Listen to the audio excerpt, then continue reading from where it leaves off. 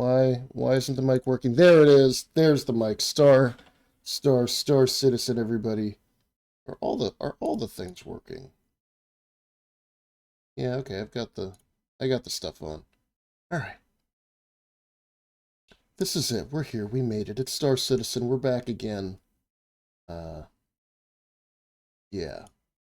So let's dive in.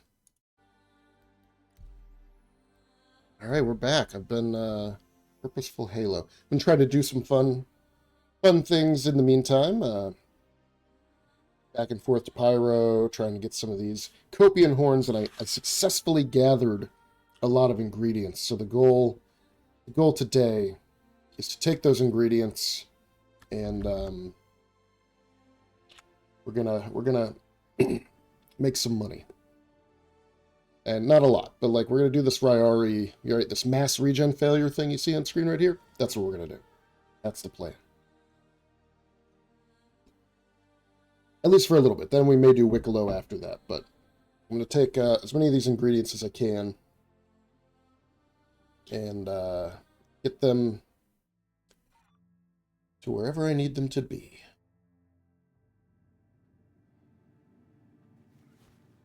All right. Emergency services en route, as always. All right, so let's turn off the frame graph. Let's turn off play info. I just don't care today. Just not important. Alright, everything seems to be operating pretty snappy. I probably want to wear some heavy armor today, just so I can have a big backpack. That'd be good. Let me turn up this audio a little bit, because I feel like the game is kind of quiet.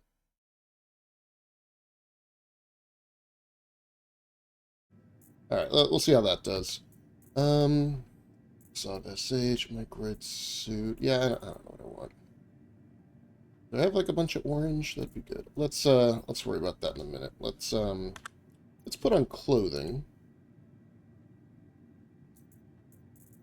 I don't even know what all the random stuff is I have. Wicklow Emporium jacket, yeah.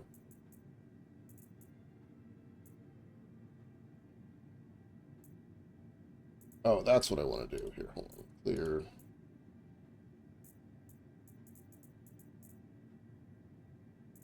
Where's my, like, radiation suit from Pyro?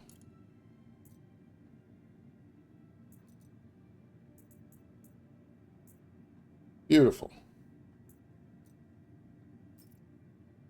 Look at me. Alright, so we're gonna, run over to the shopping mall real quick and pick up a small 1/8 SCU crate. And then go from there.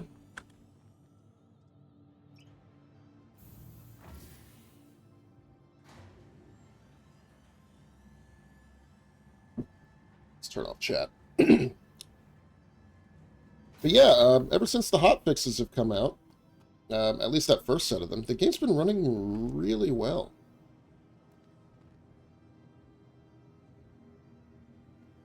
Let's see what this is. Just gonna take somebody's armor.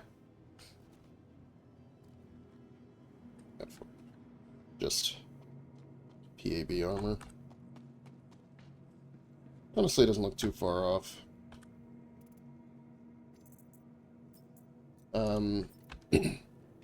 The other thing we could do is work on going to some of those like derelict outposts and getting some cool duster armor, since we'll probably be keeping all that stuff for a long time.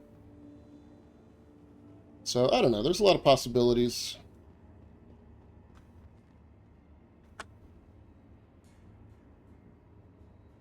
Yeah, this looks awesome.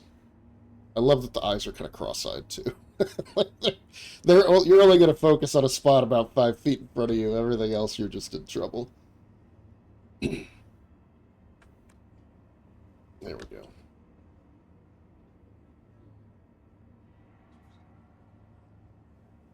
I hope when engineering gameplay comes in that some of these armors are reclassified as, like, engineering work, right, or refineries or whatever. I think that'd be pretty cool. Now approaching station. Stand clear of disembarking passengers. I mean, obviously, Tier 0 engineering's not going to have any of that, but it would be nice Now approaching station. Stand if you clear had of a proper passengers. engineering setup. The capsule will be leaving the You know, station. where having that armor let you equip extra engineering goodies, right? Fuses and circuitry, and Doors are now closing. you know, maybe you could equip your, maybe you could have your multi-tool, right? But like you could actually equip the different multi-tool components on your armor or something like that. Or a wrench, you know, a wrench. Everybody needs a wrench. Yeah, it looked like a pretty full server. So we might have some insanity going on. We shall see. I think that my mic is getting 2 channels of audio, but it's just one mic. I guess it's got a right-left receiver? I don't even know. It's weird. I haven't seen that before. But when I booted up OBS this morning, my mic was set as the input. When I did set it as the input, now it has 2 locations. But yeah, the next patch, 4.1.1, is apparently an Evocati. Looks like they're bringing in a bunch of new mission types, which is awesome. Including a lot of new space combat, which I'm looking forward to. It does sound like it relies on some triggers, though, like you have to go and hide in exactly the right spot, and then the mission will spawn some bad guys for you to kill, and they try to run away, so you have to stop them, which means you actually might do well with like a QED. Should be cool. But yeah, I don't really know how well that's all going to work, given that, you know, when I was in Pyro, a lot of the missions just wouldn't spawn guys, you know, they were just broken. And that's still a problem.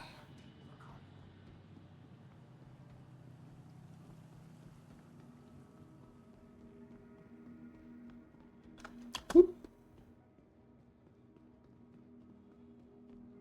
All right. Let's look at containers. Oh, they only got the 1 and the 2. Let's go back to all. And if we go to...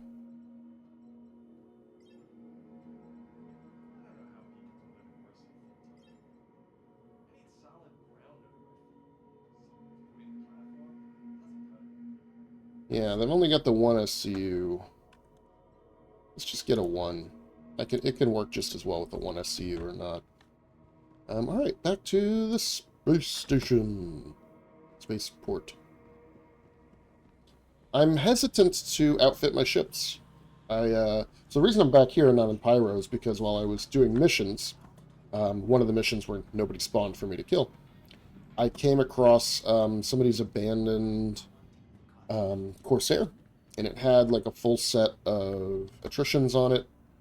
So, you know, I wanted to like bring that back to my home base so that I had those for later. But you know, I'm worried that with this 4.1.1 patch that probably comes out next, Capsule now approaching station. yeah, maybe not next week. What am I saying? Like at the start of May, right? In 3 weeks, it's just going to erase all these things that we've gathered, we've collected. All these ships are going to go away, right? Not supposed to, right? All these modules, all these ships, all these other things, but you know, but they do vanish. So I don't know.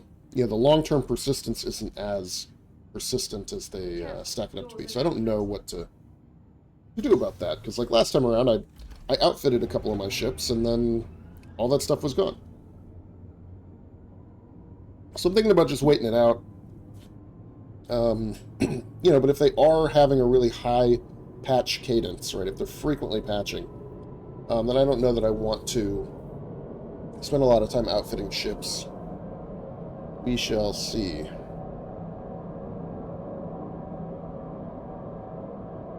Another thing I'm thinking about is apparently there's going to be some good events, right, that require like capital ships and stuff, so I'm going to see if I can sign on with the crew. This is something I've been saying for 3 or 4 years now.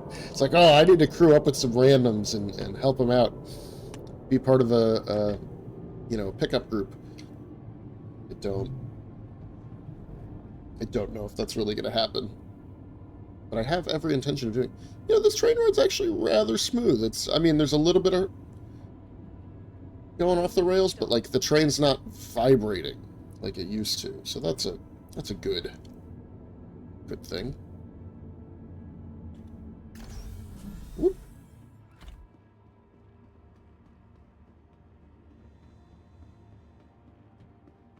All right, let's see what I evaluated. Let's see what I can put on today. I think I need a heavy chest. And the reason I'm saying that is because I think I need be able to have a lot of the gear in my backpack. I guess we'll see.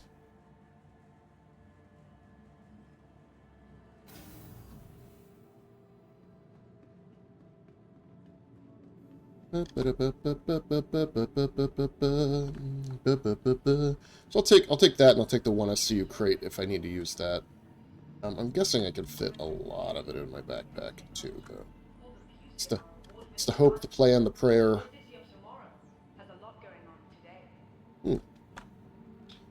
Interesting. What's been going on here, guys?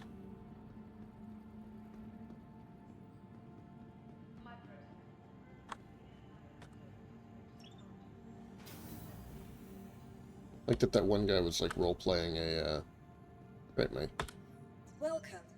ship ain't here. That's destroyed. Alright, well, I'll claim that. Your vehicle has been moved to our storage facility. That's apparently destroyed. I'll claim that. Why is this all destroyed? Your insurance claim has been sent. What else is destroyed? Here, let's retrieve that. Spawn my XL hangar, please. Not that I need to use the Cuddy Red today. I think I'll probably use a Zeus. But let's get to the hangar and then worry about the rest of it later.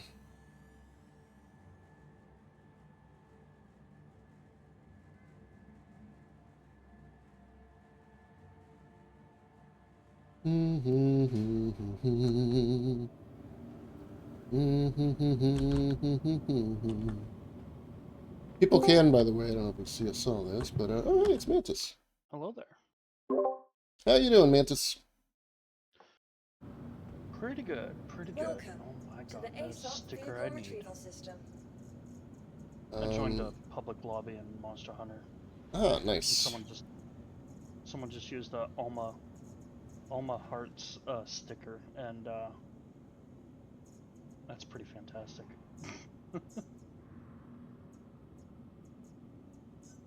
Your vehicle has been delivered to Get that.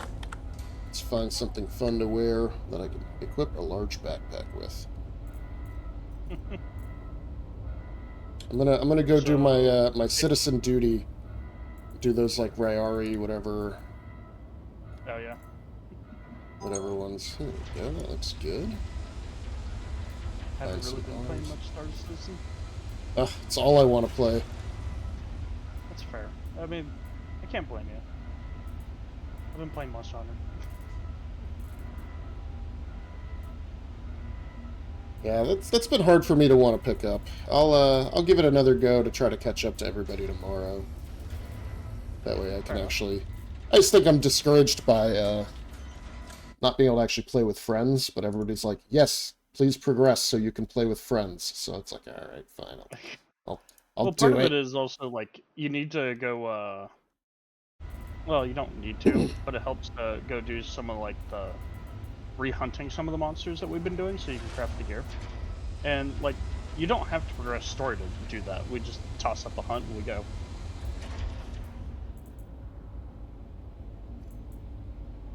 Well, that might be a good option, I suppose. That, and I don't know, I mean, I like the Lance because it fits my typical playstyle in all things, which is like quite defensive. But Yeah. I think it also, like, it's slow, I'm slow. It only has like a few moves, right? It doesn't have like a million different combos. Like if you look at the combo sheet, it's like everything is the same. Which is fine. I like my little charge combo is great, but it's like, okay, I could do some some switching it up, maybe, and then I would want to craft new gear, I suppose. Alright, I'm going to take these Lynx arms, and let's find some leggies.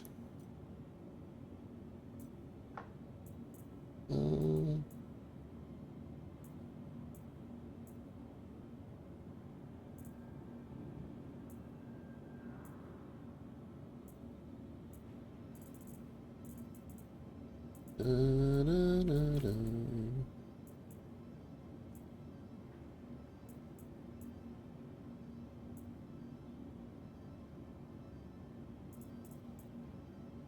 Let's see. I go talk to the cat.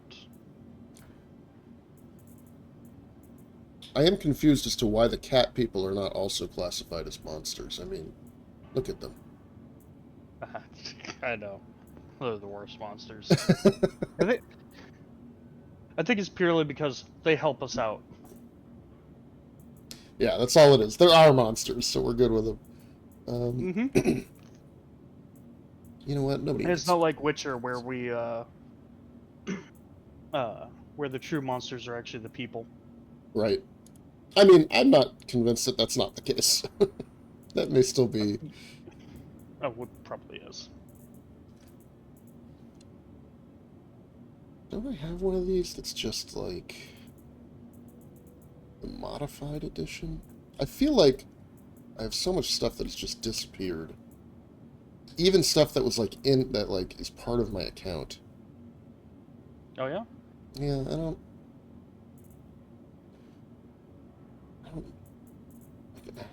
there's maybe it's stuff that I've just lost. I don't know. Alright, let's put on this Pembroke backpack. Like, I have a bunch of these Pembroke backpacks that I looted off of NPCs, right? So they're like the modified ones, the Ninetales.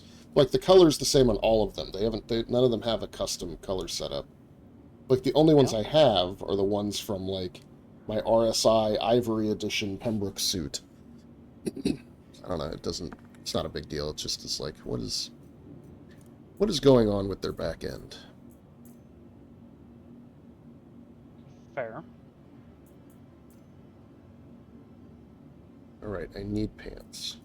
There is a reason to have pants. Their back end's been just bad. Like, it's clear that they keep dropping shit like, Are you familiar with, like, UDP network traffic at all? It's a phrase I've heard. Okay, fair enough. So the difference between TCP/IP and UDP is that TCP/IP, like, there's actually like a handshake acknowledgement of like, hey, I sent you a message. Cool, I received the message. Cool, I acknowledge the fact that you received my message, and therefore you know that every message that you sent was actually received. So you know that like the connection's still good. Okay. So that's how you know, like, okay, you lost connection to the host. It's because you lost that. One of those messages didn't go through. Or at least enough of them didn't. UDP is, you slap a label on a package and you send it. There is no tracking. You just sent it. Just like, best of luck. Yeah. And honestly, that's how a lot of gaming, like, you end up using both for video games, typically. Like, you'll do, like, certain state things that have to go through with TCP/IP. But things like, where is the player right at this exact moment? What actions did he do at every given moment? That's just going to be UDP that you just send out there. Okay. It's best if it gets received, but it's not going to be the end of the world if you miss a few. And it also sometimes doesn't really matter what order it shows up in.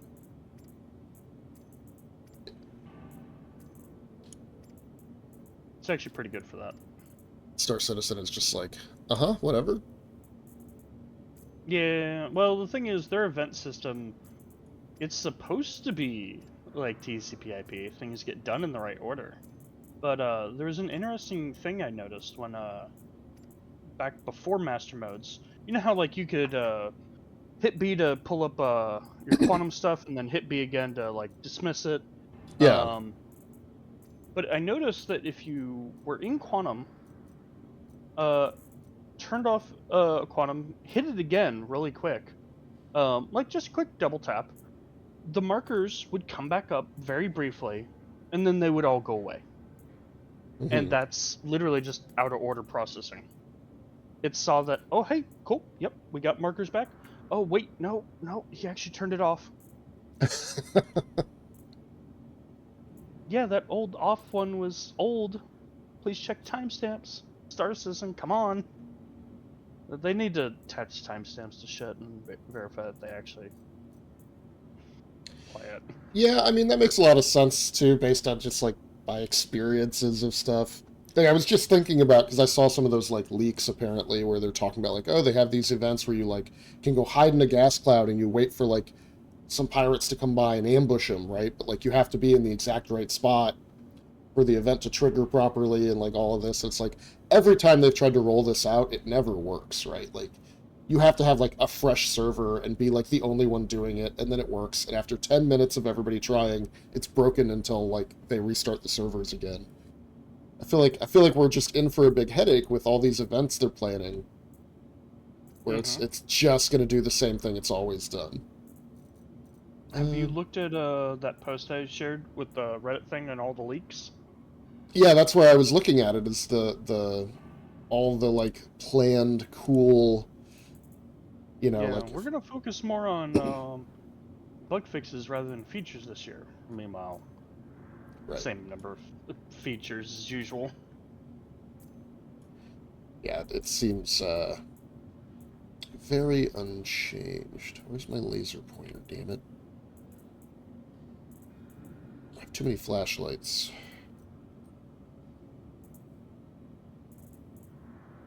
Ah, here we go. We can target tempered monsters. Oh, but that's only a 5-star, huh? Anyways. Okay.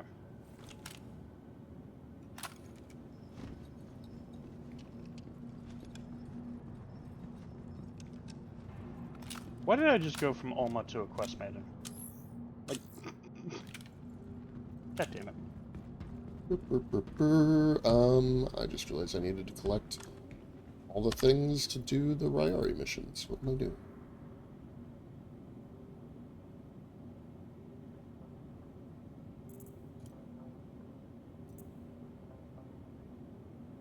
Okay, 10 Copian horns. Where are the rest of them? So I got another 10 the other night. I don't see them anywhere. Oh, that sucks. Check your knickknacks? Yeah, let's look through this whole list. Last time this happened and they just reappeared at the top somewhere. So we'll see. Yeah, not gonna lie. It's part of what's been getting me down about it.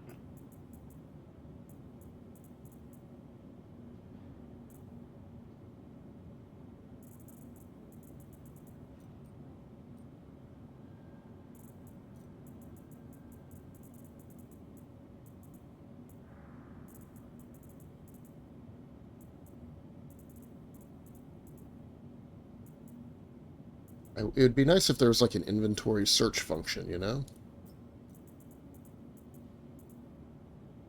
There they are. Alright, Copian horns. Back. It's actually funny, they did give us away, but then they got rid of it. Right.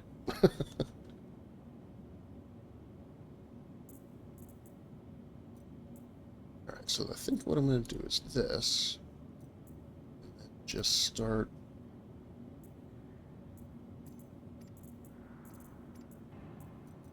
dragging and dropping everything tediously into Finley. Oh, there you are.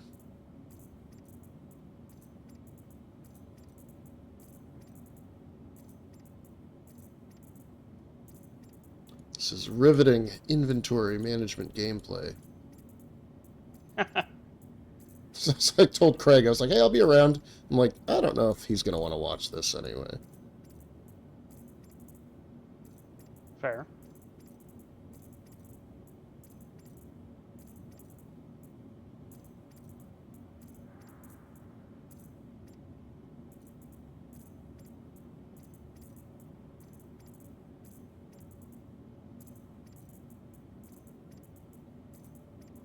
You probably would want to watch anyways. I mean, he's always down for hanging out and chatting.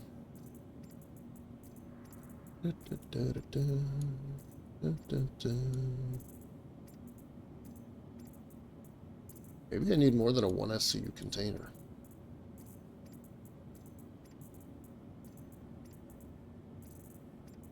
Sorry if I take a moment to not talk as much. No worries. I'm beating up a spider.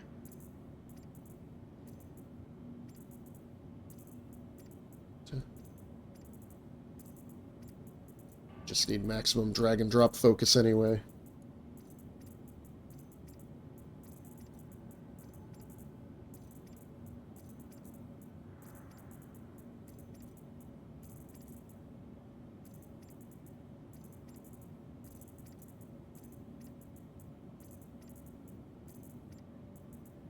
I swear I'm going to put this all in the box and then bring the box up on the elevator and it's going to be empty.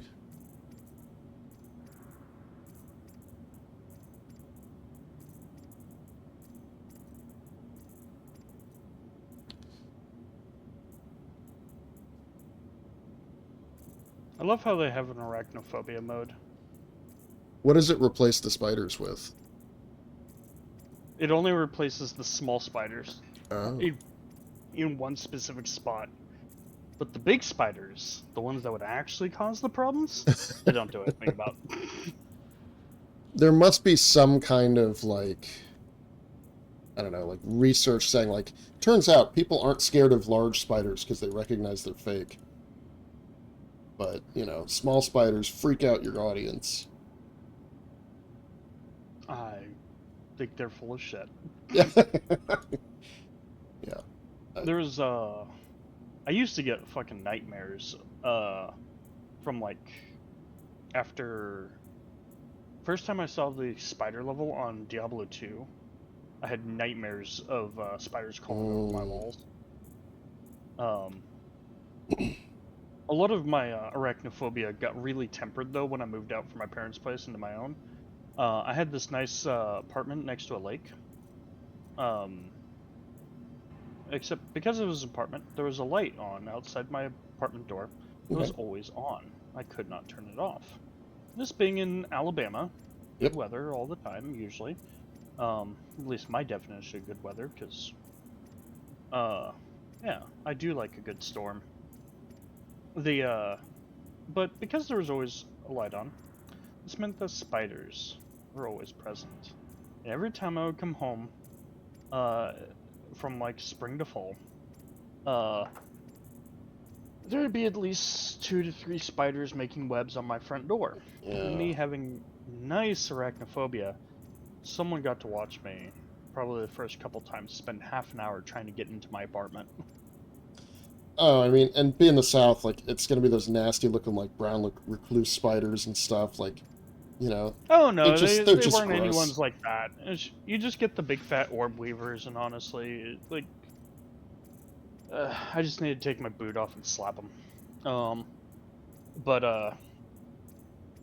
So, first weekend, I went to Walmart, bought a big-ass thing of the only spider repellent I could find. Or spider spray. And I sprayed down the area around my door, heavily. A little too heavily. It was really bad. But, oh my god. What followed next was pure nightmare fuel. Over 30 spiders came crawling out from the siding. Oh, gosh. And then they all went up to the ceiling and started, like... Nope. Mind, this is outside my apartment. They all started, like, trying to get away from the poison. They realized I had also been spraying the ceiling. And so they started dropping down on their little webs all around me. As they fell and were, like, slowly dying on the floor. Oh, that it is was horrifying. And then later on in a different apartment, granted, this helped me get through a lot of my arachnophobia, because very much, unintended exposure therapy. yeah. Like, mandatory exposure therapy, not forced, just... Alright, here you go. Pit of snakes. Fuck. But then, later on when I was in Massachusetts, they were remodeling the apartment above me, and they were doing something that was like drastically vibrating the floor. It's like, brrr. And I had a chandelier that had like some loose metal pieces on that just kind of hung on the glass, which wasn't a problem except when they shook the ceiling, it would rattle really bad. So I had to put like paper towels in there to like cushion it so I didn't get really loud. But it turns out there were spiders living in the ceiling, like between the gap between apartments.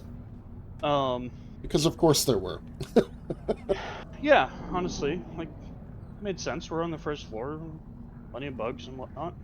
But when they did this, we ended up having like two to three spiders get into our apartment, trying to get away from whatever was happening upstairs. It was like 2 to 3 a day, like not small ones. Like we're talking like the good like $50 or whatever sized spiders. But the annoying thing was they would also like where they would come from. They would come from the vents.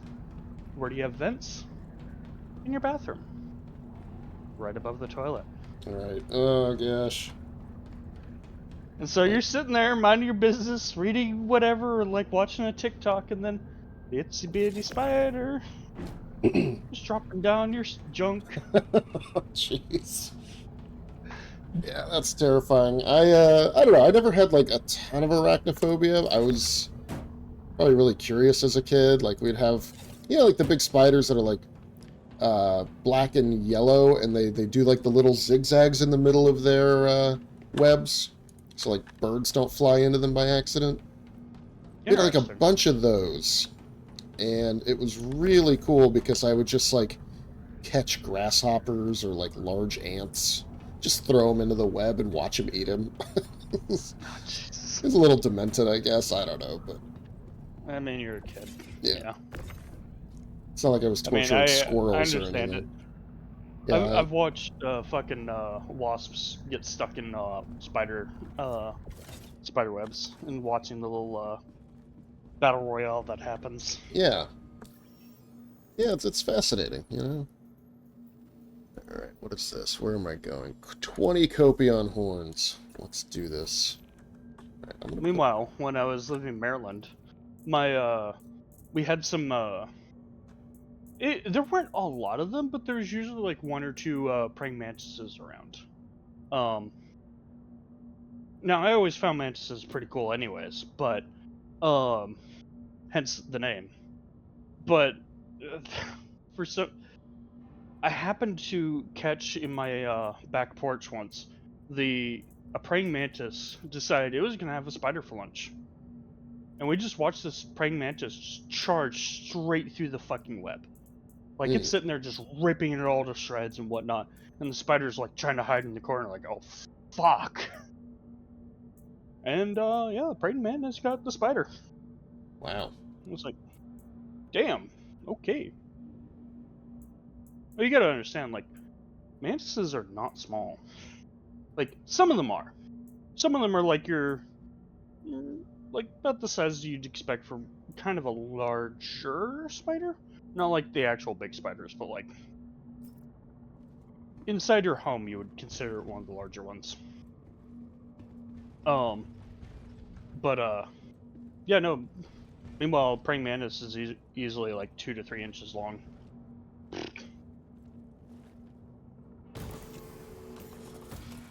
Maybe like the length of your palm sometimes.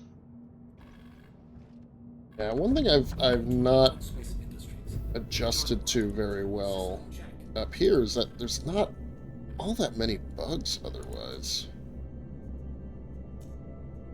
Yeah, up north I did notice that. In fact, actually, first week I was in Massachusetts, I went to go buy some wasp spray, and the cashier was like, "Wow, do you actually need that?" I'm like, "Do y'all not? I just moved here." Yeah. I mean, if you do manage to find wasps, sure, but you generally don't have any. Like, how is your life not plagued by these evil creatures? Yeah, meanwhile, when I was in Alabama, Yeah. God, they were everywhere. I mean, I've had wasps make a nest inside my gas cap, right? Like the Oh flap, not the no. cap itself, but Yeah. like the flap. Yeah. You know, and it's like Yeah. that kind of stuff, right? Like they just get in everywhere. They just find every little nook. I mean, great that I was Yeah. out of town for like a week, so like they, They're the car truly an wasn't going anywhere. infestation. Yeah. I had one make a nest on the underside of my apartment stairs. Oh Um, yeah. See, and then like every time and you go up so and down, it's mad at you. You're like, you came yeah. here, you came here. Well, so the queen got mad at me because, okay, me walking down shook the stairs, and I was walking towards my car. She was apparently buzzing around me. I didn't notice it. Um, and then like I'm good, but then I realized, oh, I need to go back to my apartment. So I turn around, and start walking back.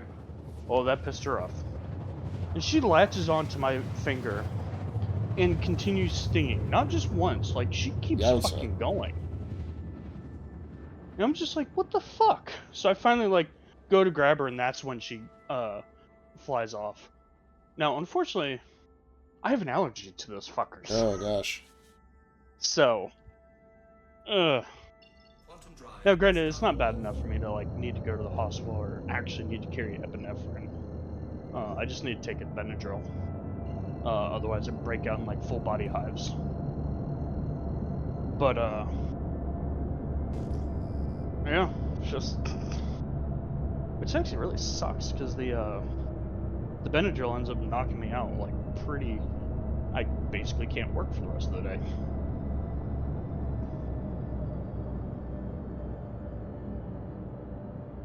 Really shouldn't have been driving in that state. Yeah. Oh well. Sometimes you have to go places.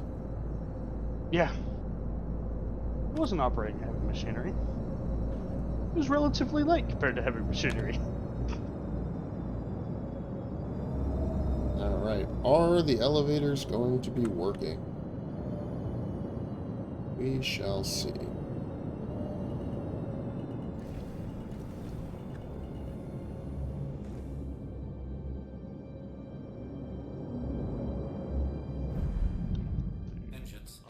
Who has quests up in the lobby? Anything that's not Zoshia.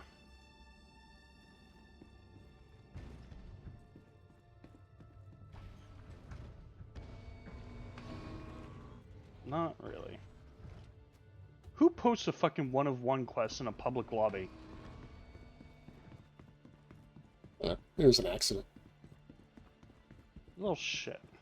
Alright, here's a question. Do these locations have inventory kiosks now? Because that would make my life really easy. Let's go in this one.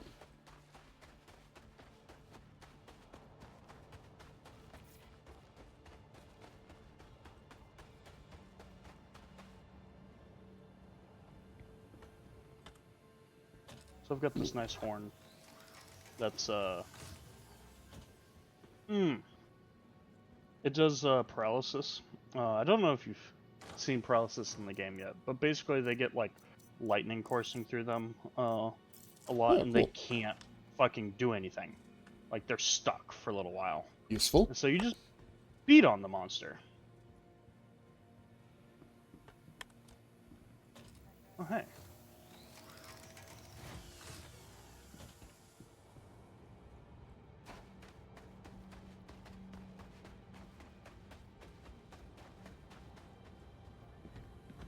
Oop.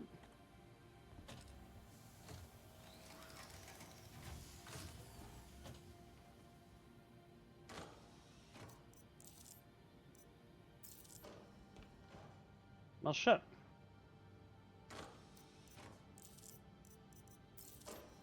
Monster was basically dead before I got here.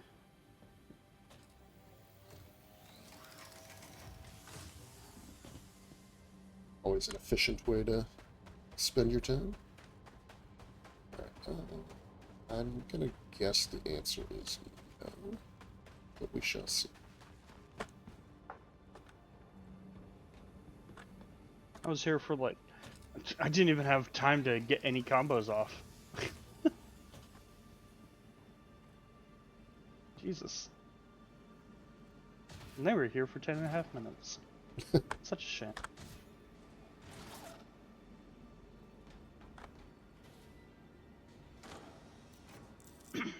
HR 195.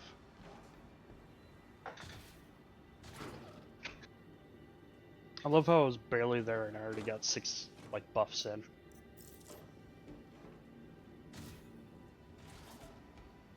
Joys of the hunting horn. Yeah, that seems like a pretty quality weapon. It Build. absolutely is. Hunting horn's pretty great. You don't have any defensive stuff. Well, actually, no. You know what? I take that back. You have some slight immunity to knockbacks, like minor immunity to knockbacks. Like big hits will still knock you back, but like small ones won't, which is pretty handy. Like you won't get interrupted while you're attacking. Now, granted, this means also likewise, you're not gonna get interrupted while you're taking some damage.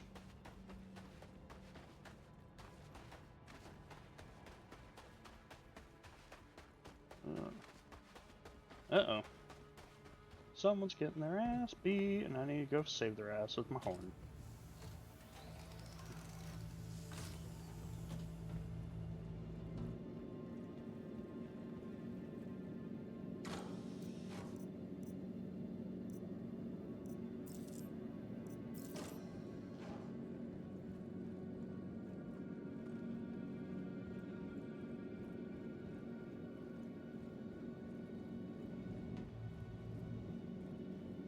Definitely no local inventory. Okay. I'll do it the hard way.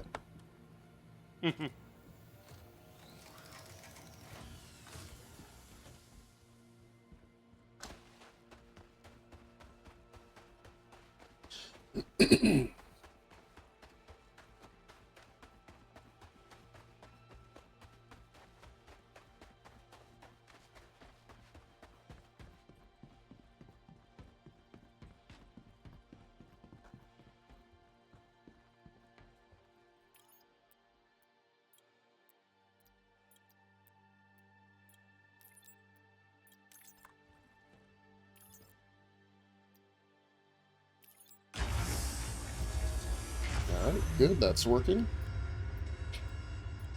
Nice. Always a Good to hear. crapshoot.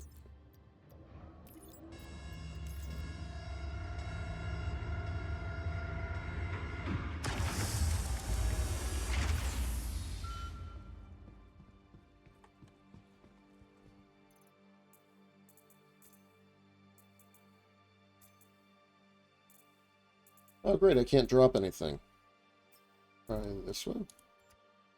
Nope, just pops right back into my chest, or into my backpack. Oh, Great. this was a, This must have been a frenzied. No, it was tempered. Jesus Christ. It was easy.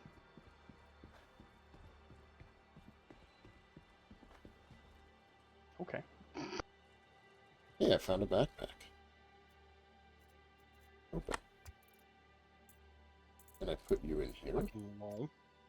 I can. Can I hold the backpack and drop you on the cargo grid now?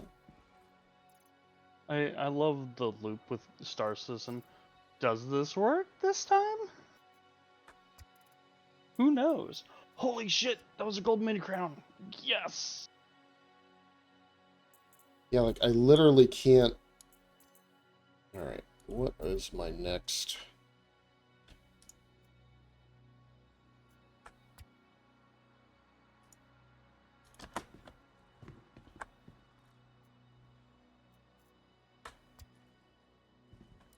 Alright. So, next plan.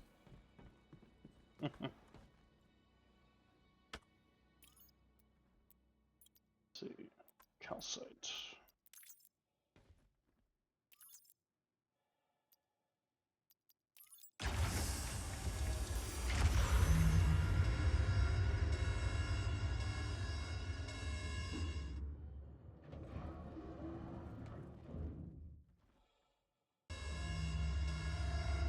No, I don't want you to come back up. I want you to stay down. Arr. Arg. And of course, it just sits here saying loading contents. Okay. You go down. You let me open backpack. You let me take horns out of backpack and put them on the elevator. Okay. Here's how we're gonna open this. It says there's no horns. It says there's no horns.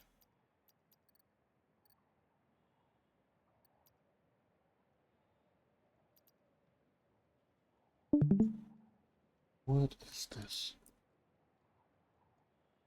Let's, okay. Well, I don't want to lose my copium horns. So let's bring it back up.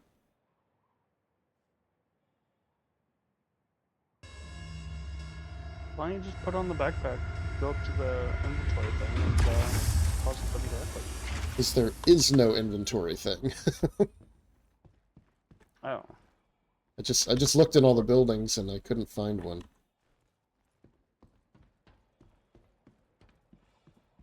So yes, I would love to have an inventory kiosk. That'd be... Oh, you're at an outpost somewhere? Yeah.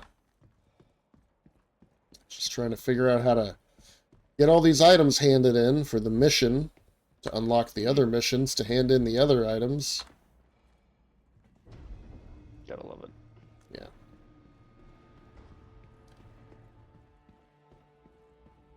And like I thought, oh, I'll just drop them on the grid here. And like, no, that's not how that works. Alright. Go here. You go there. Oh, no! No, that's not what I wanted. Okay, well, you know, I'll do this. Okay, and then I'll do this. Do this. Alright. And then I'm gonna...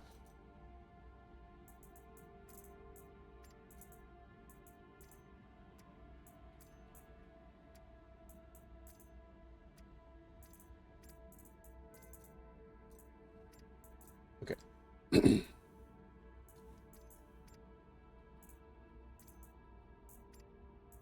So what if I just don't try a different grid, different cargo elevator?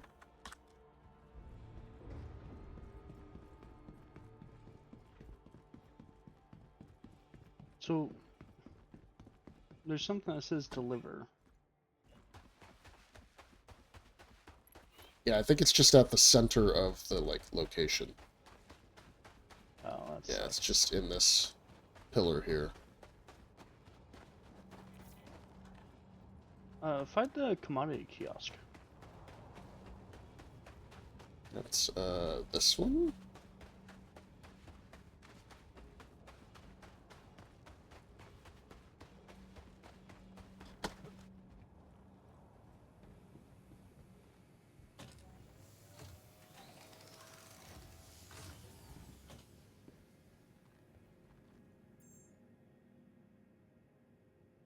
Can you sell them here?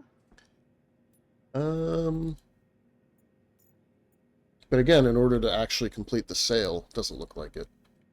I need to put them down the cargo elevator. Wait a minute. Hold on. I don't know. Put one in your hand. If I can. And go to the box drop off. Oh god. This is how it's done. Try it.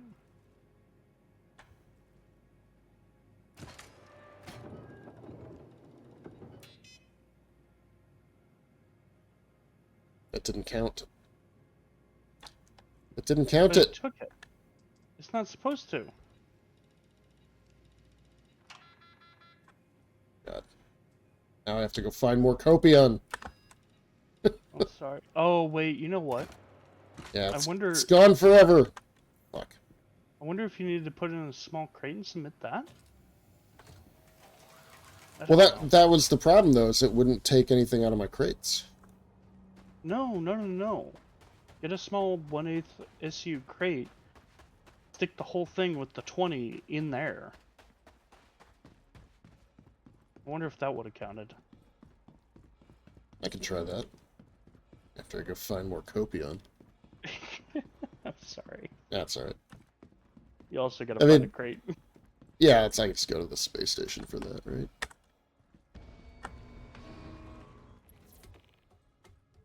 I would have laughed if you'd have to do that fucking loop 20 times. I know, and then that would unlock the missions where I'm handing in, then I'm getting, 20 Hundreds. Denganus route and 20 Heart of the Woods, and which would be exactly how they would design this. Yeah, no, they're...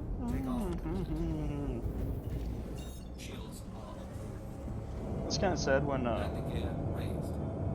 even, fucking Korean MMOs go, holy shit, that's a bad grind loop. Yeah.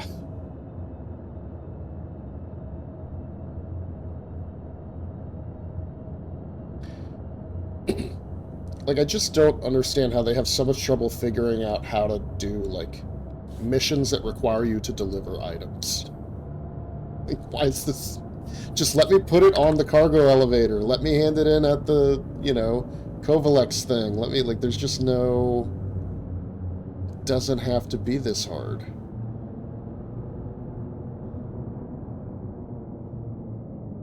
Where's, like, the Barons is what I want. Over here? Waka waka.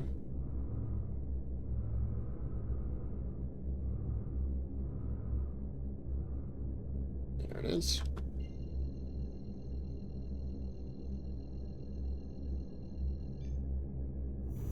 Let's go find some lizard dogs.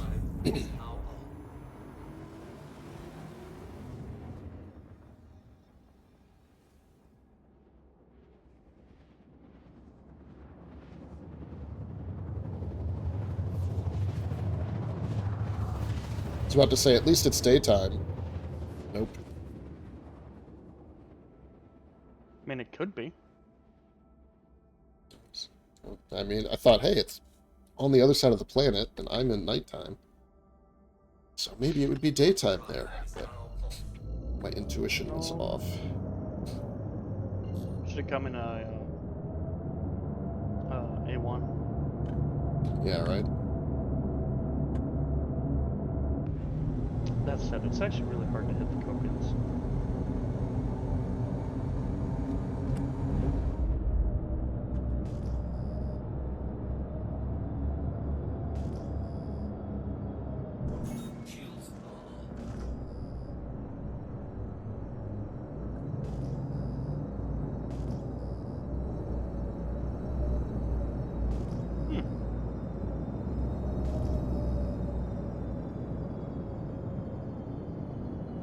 My razors.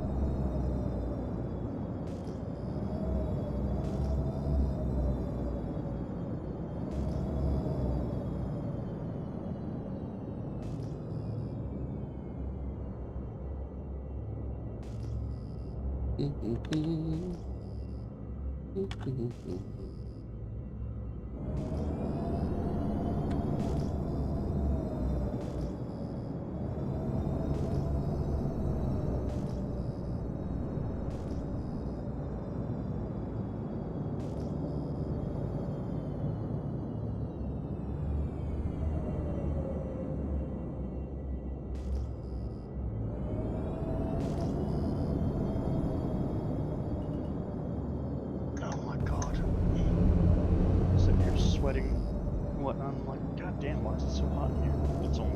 too.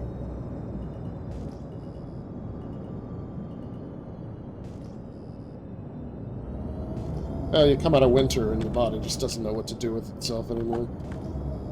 Yeah, well, I mean, I've always been like that anyways. I quite enjoyed it when I moved up north to Massachusetts. I was not too keen on going back anywhere warm.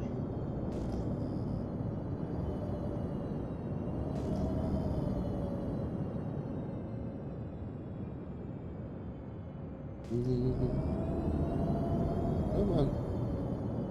Spawn them in.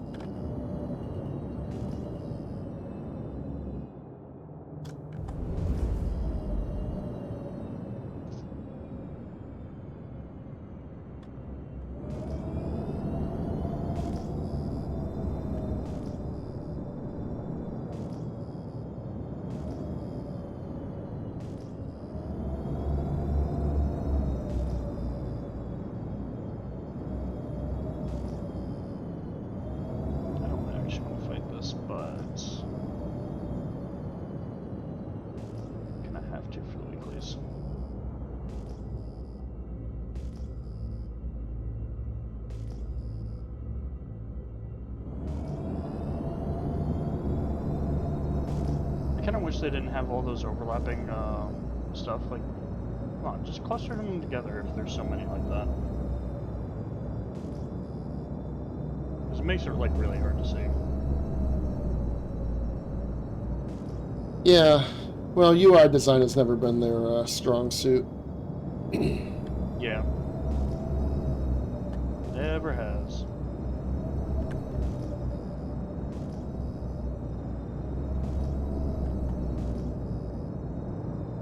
There they are. Under Copion.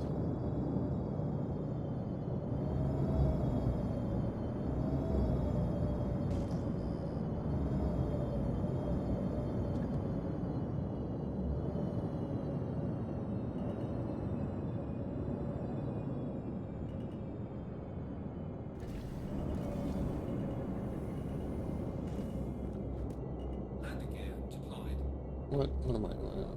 No, it's just uneven terrain. Engines are off. That's fine, I'll have a couple extra horns available.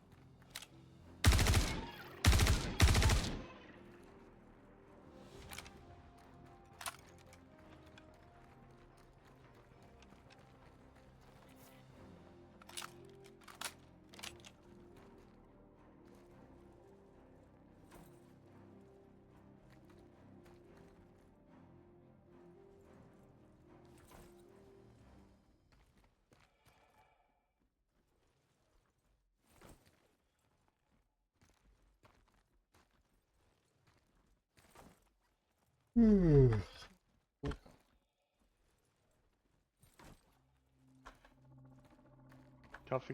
I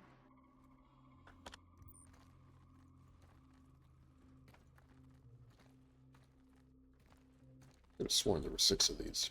Oh well. Alright, off to Tressler. Get my 1/8 SCU crate.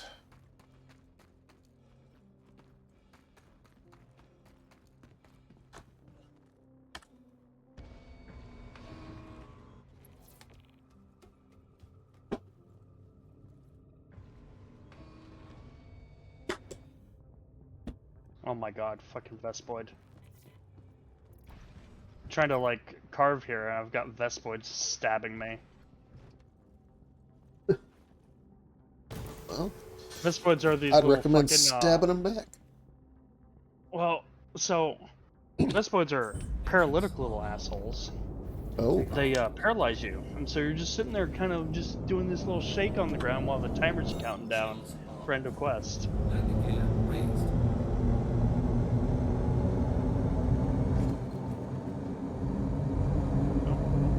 ships.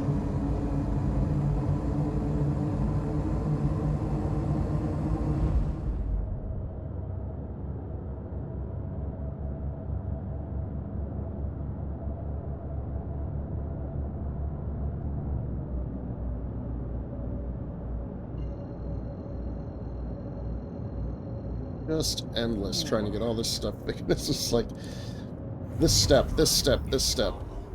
Quantum drive is now Are they like? It's just. Are they ever going to? Ooh, a hero. Bro?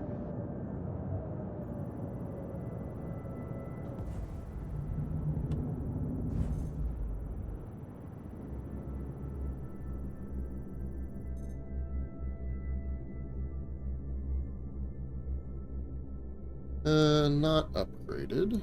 And no cargo. Oh well.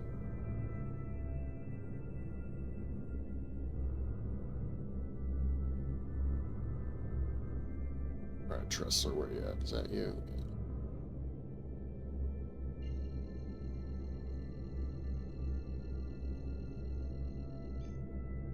quantum drive is now I love finding abandoned ships now.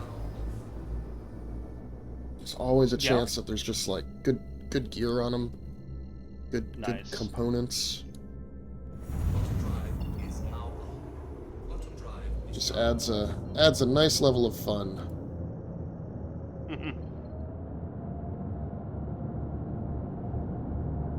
Slash not piracy, it's legitimate salvage. Right.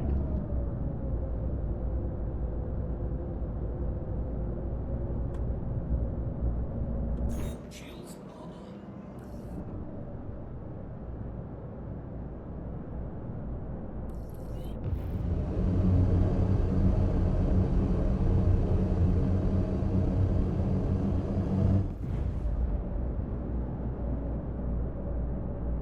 Oh, fuck me.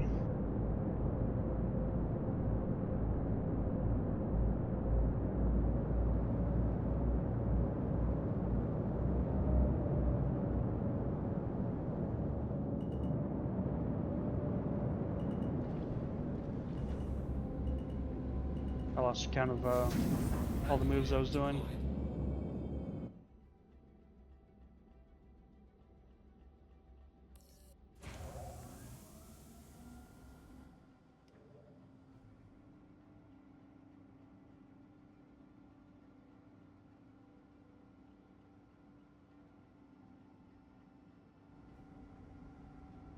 Air refuel.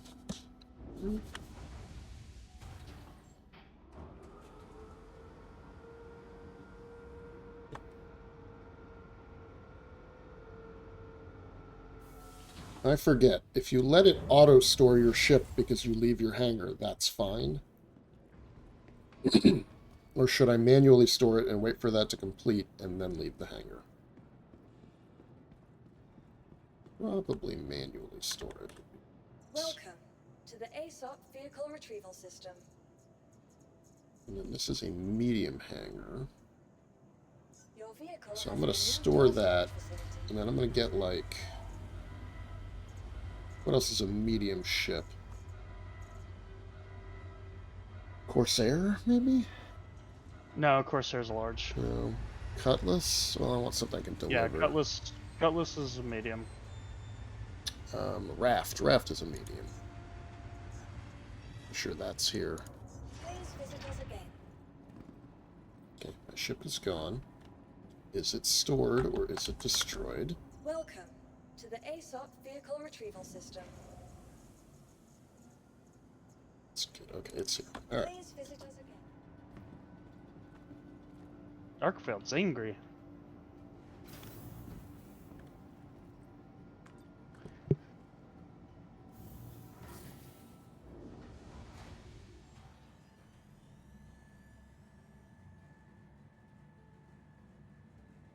Right, the fucking tail hits from front. I don't understand that move. Is it like whip it up over its head, like scorpion style, or what? I don't know. There's no actual animation on the front. Oh.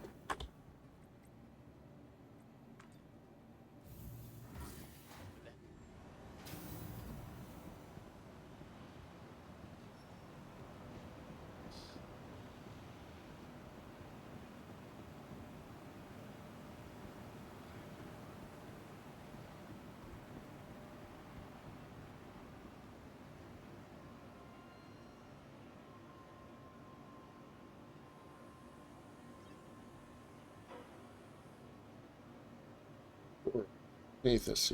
But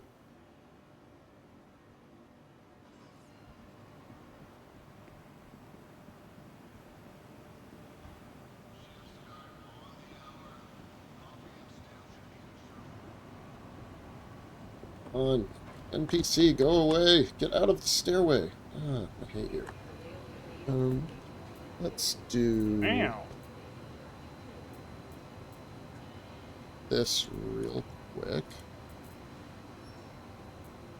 Oh no, wait. Because they're in the... Okay. Why am I...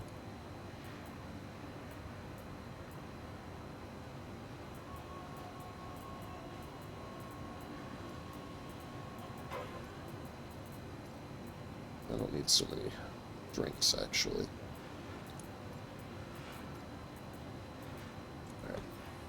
Alright. So you're thinking I can just put the 20 horns in the 1 SCU, or the 8th SCU container, Yeah. and then send that I'm down. thinking. Alright, Mm-hmm. let's give that a try.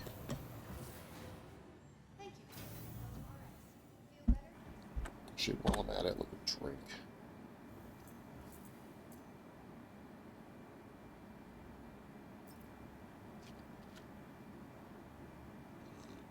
Give me your tail.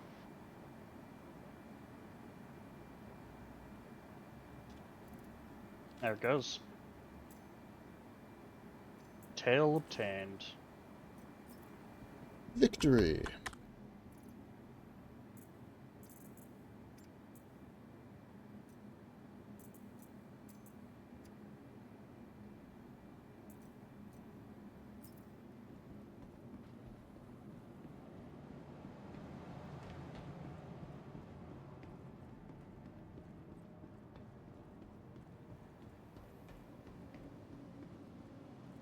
So many people that just hang out in Stanton now.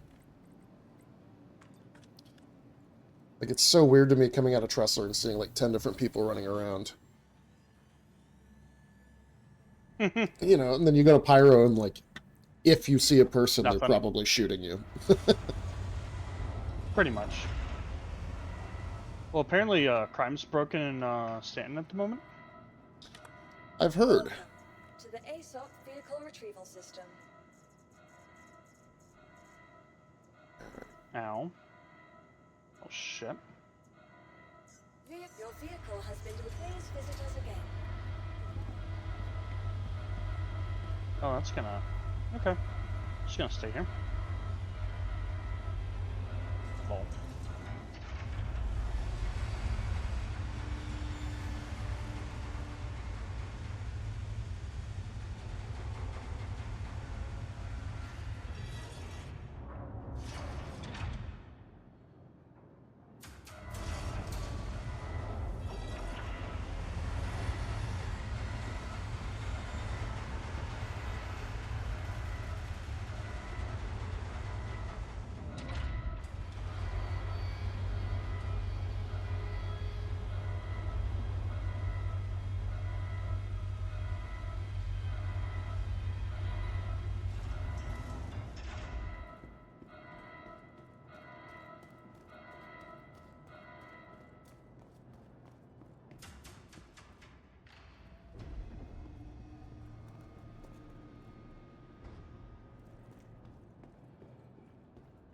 Alright, my boxes are...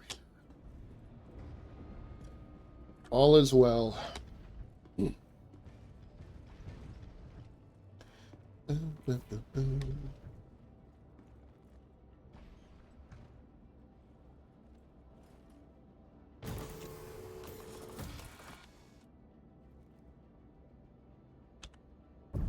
Welcome to Robert Space Industries. Enjoy. System check.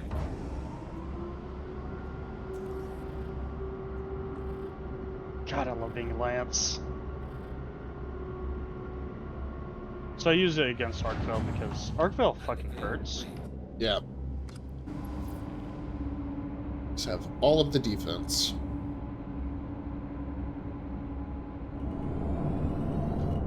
I was definitely having fun with that little charge attack that I figured out how to do.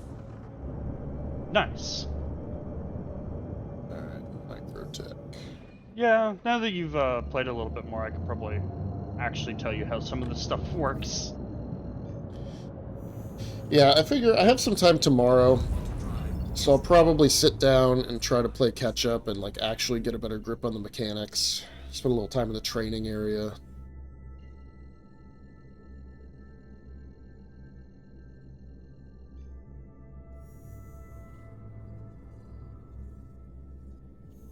There we go.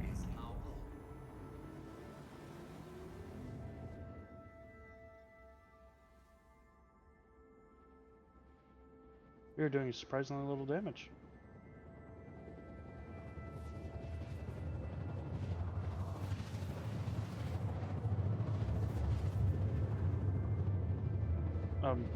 Game. Where are we going? Oh, hey! Rove's trapped up in the top again.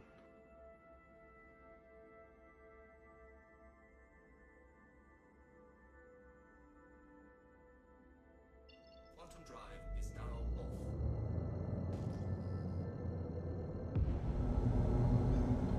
off. Arcvale keeps changing where he is.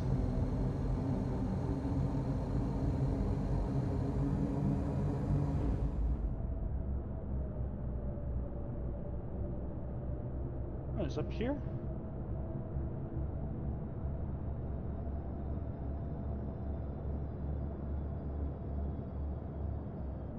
Shields are off.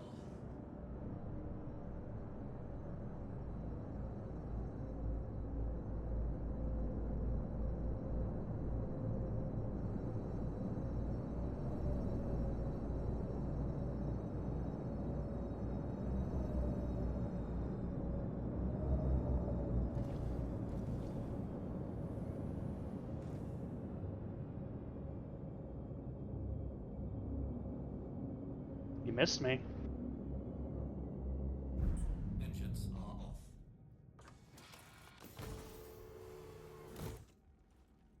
off. Downside is, it means you missed me.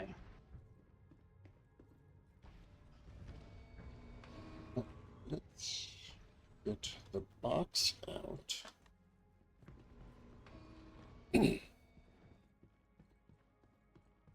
Actually, wait, let's check for the loading contents first. There it is. Ow. Good. All right. You didn't miss me that time.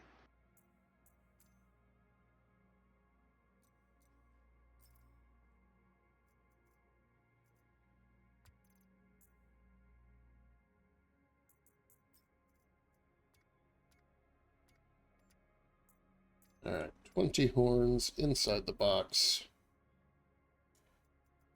Let's attach it to the grid.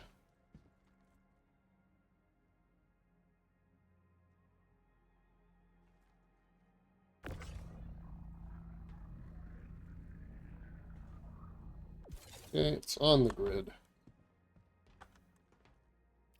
Send the box down.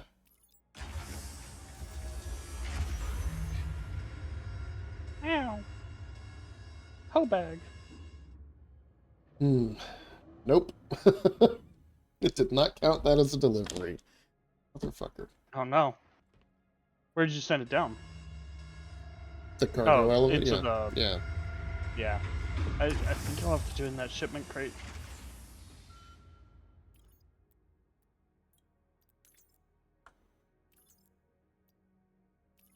Alright, so let's put the elevator down. So last time I tried to open the backpack to then put all of the copian horns on. Alright, so let's open this. Yeah, see, it doesn't have... There they are. Alright, put them all on the elevator. Raise the elevator.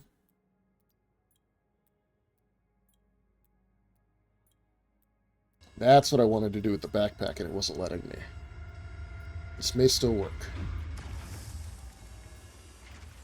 Alright, so all 20 horns are now here. There they are. So now if I send it down... Yep, and now it's counting it as turning in contract. Alright, we have a system. I just need that 1/8 SCU crate back. Objective complete.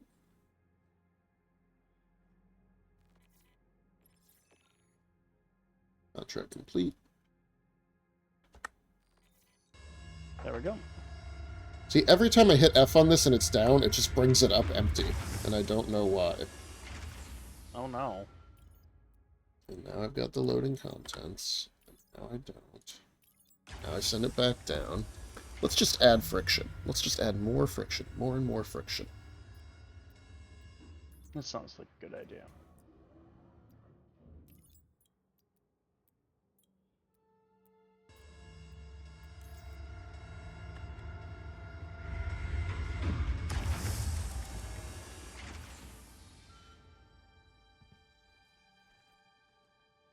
So we'll take this box back in the ship.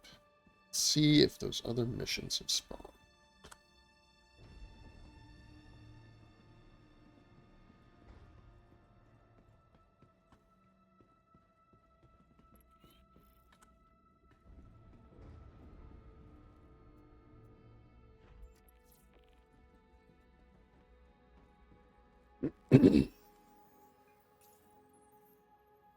Alright, now I've got some good collection missions here. Hey, it's Kraig. Hello, hello. Hello. Saladinium going? ore? No. Carnite? No. Jalicium? No. Jalicium? No. Sunset berries? I have those. Those are all those new. Yeah, I finally got my Copian horns. Alright, Rantadung, I have that. These are all on Yela, but that's okay, I guess. Oh, did you lose the ones you got the other day? Well, I didn't hand them in. Actually, technically I lost one of the 20 and had to go get more. Oh. Alright, I'm just going to take all of these. Wow, this was 216k. Oh, that's because it needs the ore. Yeah, I'm not going to do the ore because I don't have the ability to go do that. I'm going to assume I have 15 Marak gems. I actually don't know.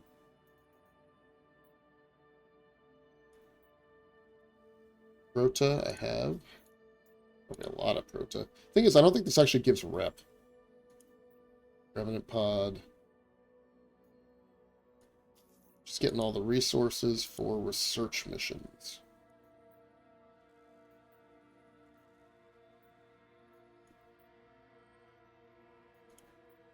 Oh, does that alien guy actually talk to you and give you missions? Someone said he's like a mission giver.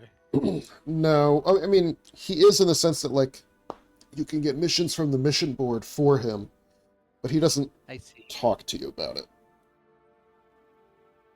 Yeah, and they said that you can't talk to Twitch anymore. Oh, I don't know. I haven't tried. I don't think it is possible, no. Well, you don't get missions from Twitch anymore, currently. They just when 4.0 came out, they disabled a lot of the missions. Yeah, Like, you someone can't said do the that- old box delivery missions anymore. They're gone. Yep. Yeah, someone said that she's still in the game, but doesn't talk to you. Yeah. Alright, so I need 10 Prota. We are not worthy anymore. There's a mission giver in New Babbage. That's at the bar in that kind of big bar area. And it was before that I started playing. I think I started playing like 3.14, I think. But before that, you could go talk to him, and he'd give you missions, and they temporarily disabled him. In fact, it might have been in 3.14, so the people that played like 3.13 got to talk to him. But then he never talked again. But it was just, there was something that they said that they had to turn him off for just a, like one patch to fix something. Actually, I like talking to Twitch though. I liked her. I mean, it was only like a 2-mission chain or whatever, but I really liked it. I liked the caterpillar attack. That was cool. Yeah. Why am I walking? Why am I going this way? Need to go out. Oh, and what was the other guy that was in Lorville? Miles or something? Yeah, Eckhart, and then the other yeah. Judy's down there too. The bald guy. Oh yeah, the one in the salvage area. Yeah. Alright. Close.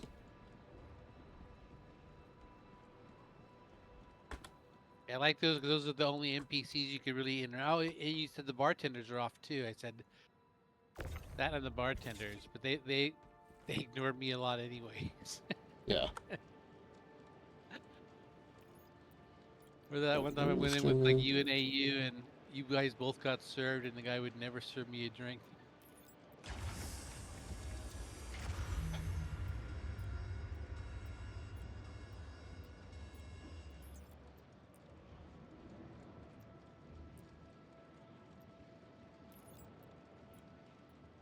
Okay, all the way up.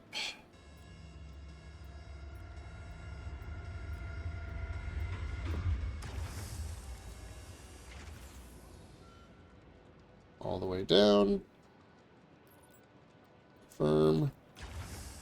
Alright, so that is the cycle.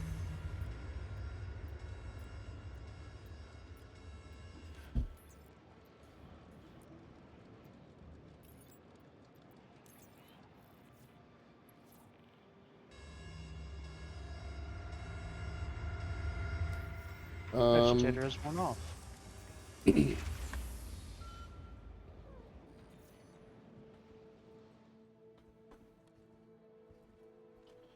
Oh, it's gonna take all day.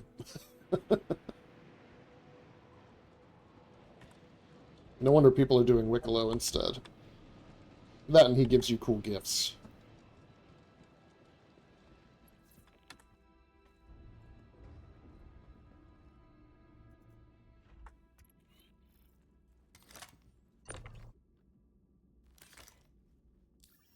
So does that just...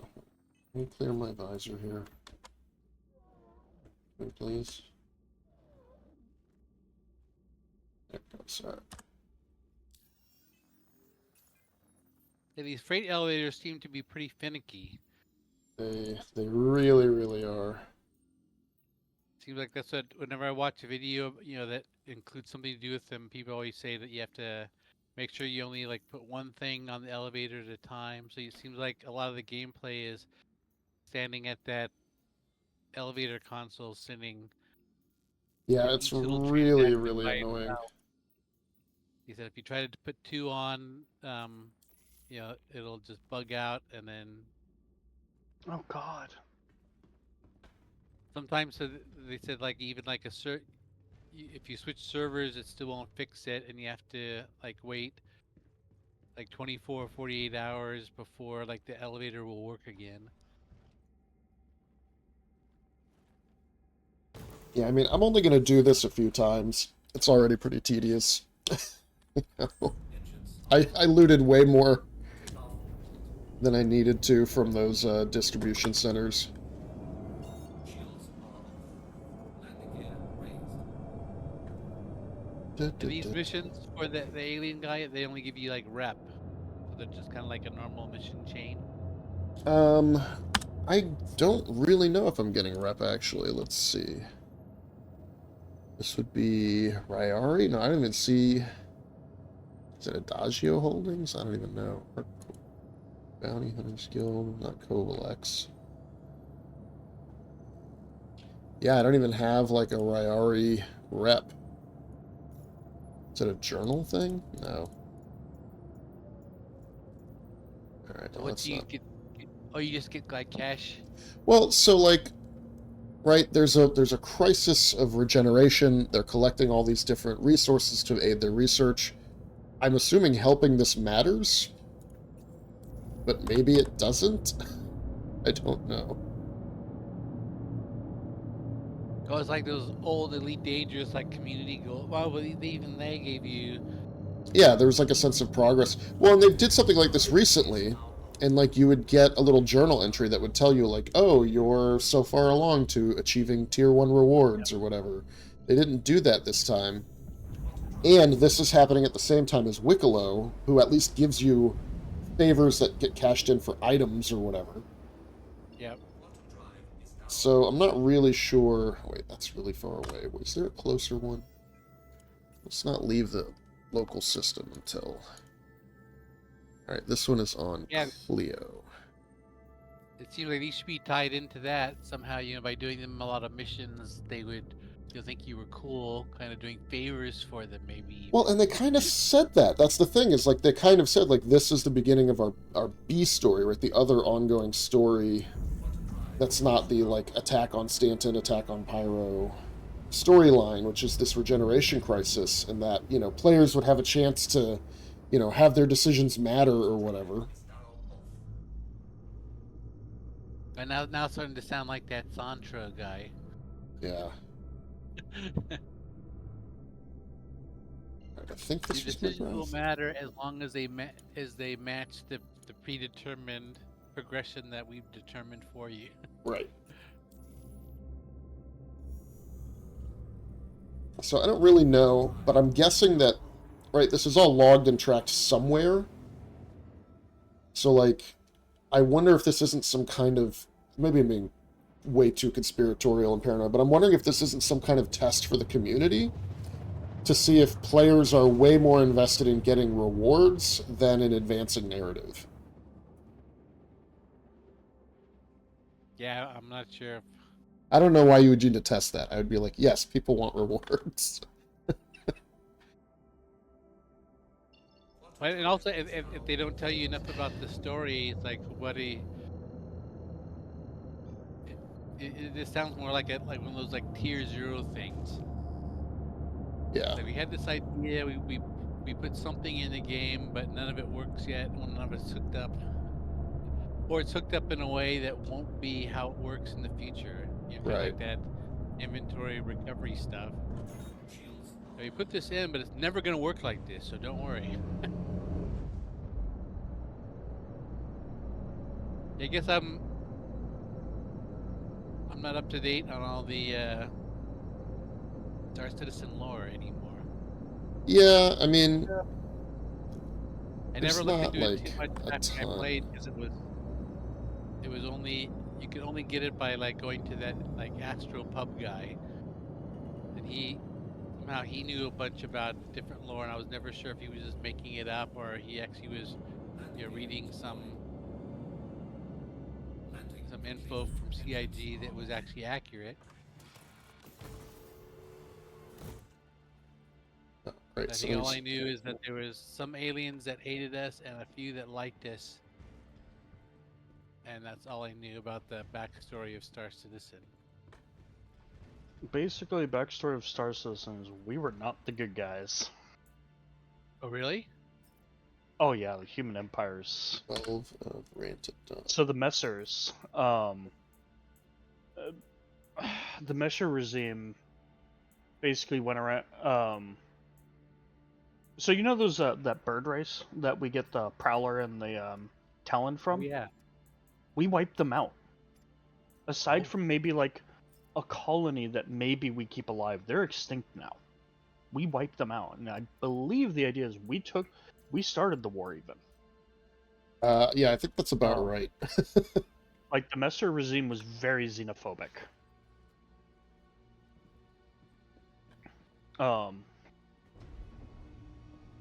And that's kind of why, like, if you go look at the lore of Pyro, there's a lot of Messer regime folks. So, like Messer or Messer supporters.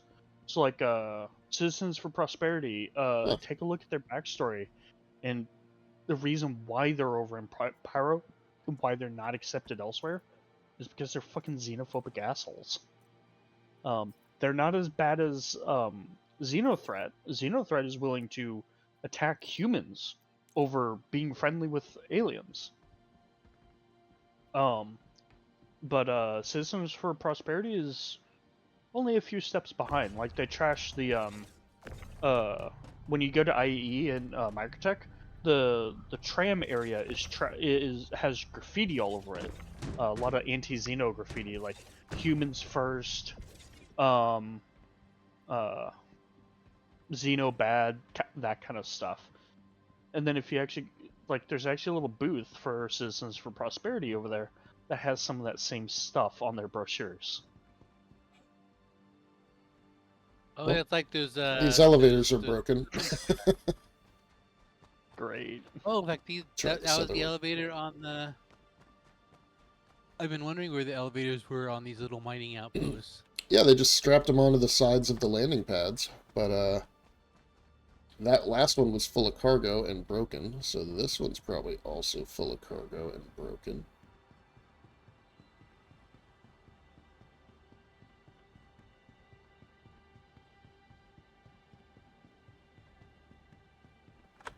Let's find out.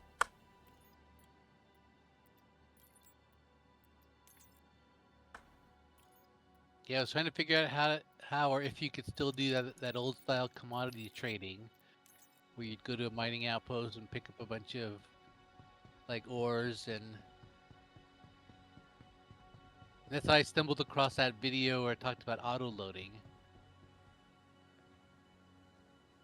And I thought, oh, that makes sense, because then it's you just have to like hide your ship, and then it would kind of load automatically, but they wouldn't have to animate any NPC loaders.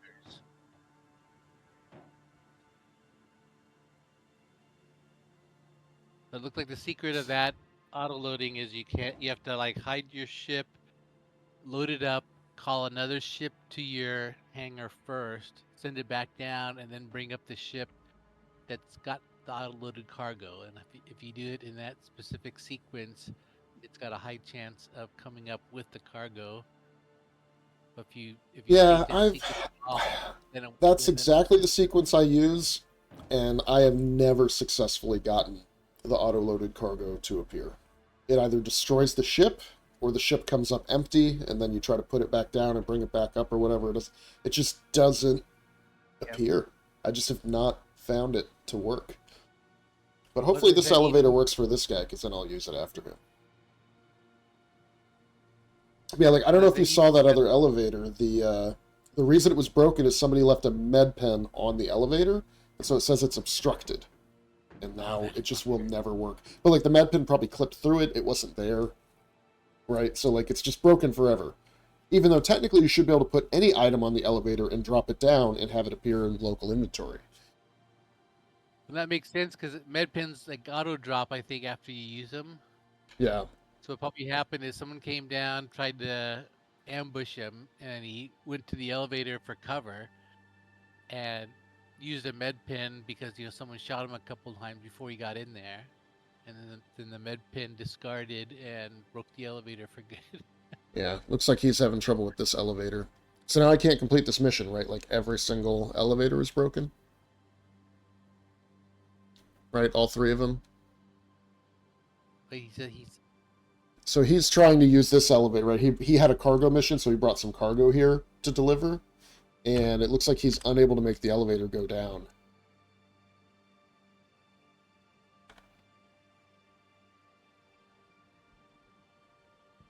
Let's go stand over his shoulder and freak him out.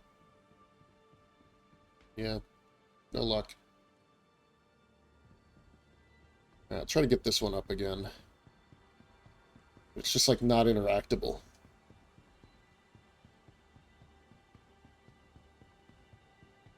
yeah, because if my theory is right, it's like a discarded used med pen should.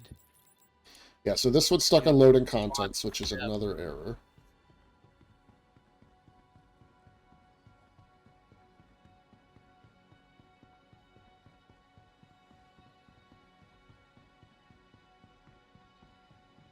Yeah, so he's out of luck. So I'll come back to this one. Maybe I can, like, toss all the cargo out of it and try to find the med pen or something. I don't know. I should steal his ship. Sitting on the pad with your ramp down. What are you doing? Rookie mistake.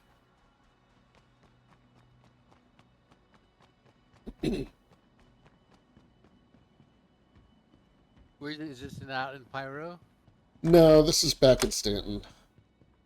What moon are you on? This is, Cleo, I think?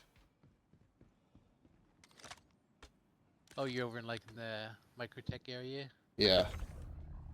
You know, because that's where my Copian horns were. That's where it said to turn in the Oh, the yeah. mission. Yeah, so like this is somebody's mission cargo that I think they just gave up after they couldn't make the elevator work. So let's move it all. See if we can't find some of those med pens.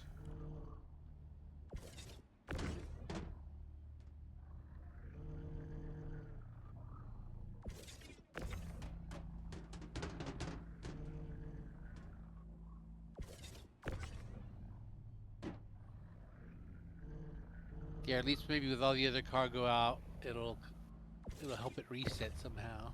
Maybe, I mean, or maybe we can find the offending items. I think maybe it was an item that should have despawned, but it can't despawn because it's colliding with something. Right. So by clearing it out, it'll allow it to finally despawn. Med pens? Anything? I see nothing here. Nothing obvious. Here, shoot your tractor beam and see if the beam just touches something. Medpen, Hemozal, stolen. Exit the kiosk, remove the items, try again.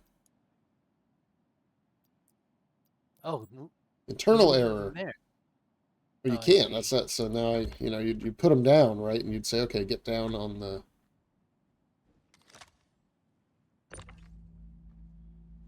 Where you at, guys? Where you at? Oop, Yeah, oop, I think oop. Nope, that's just a ship marker. Damn.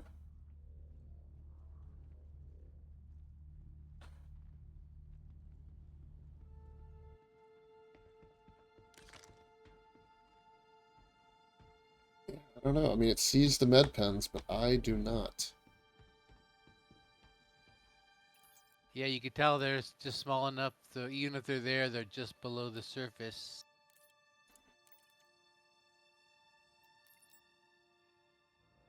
Great item validation failed. Yeah. Yeah, it's just bugged out. It is. Alright, well. Time to go. Well, can you like server hop with a mission still in progress like that? Probably not. I could like Alt F4 and then recovery should bring me back with my missions, but I think it would also have to bring me back to the same server. Yeah. Engines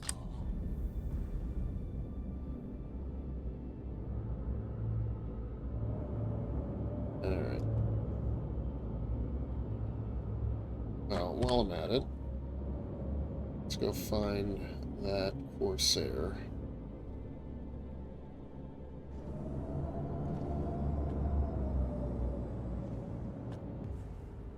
Alright, he's looking stock.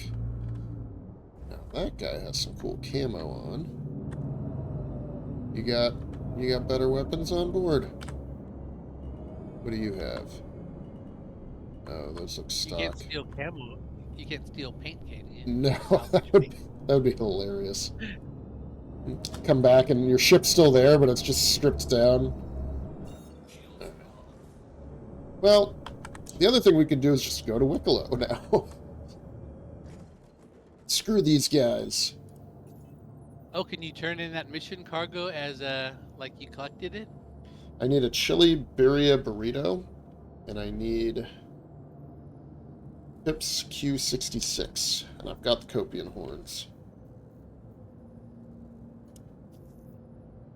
Now, where do I get the burrito? Which one has the chili birria burrito?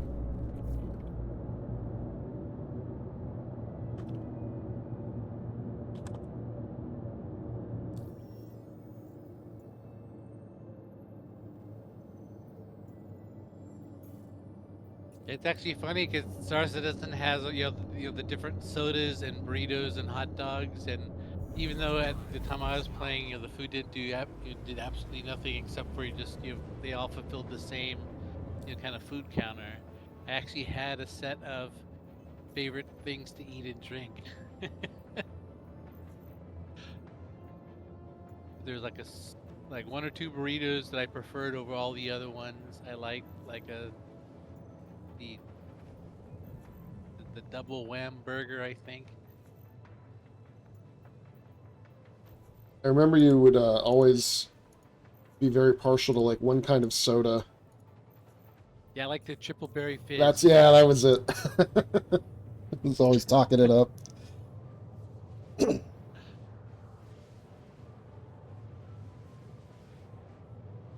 I always wanted to order pizza, but the pizza places never worked.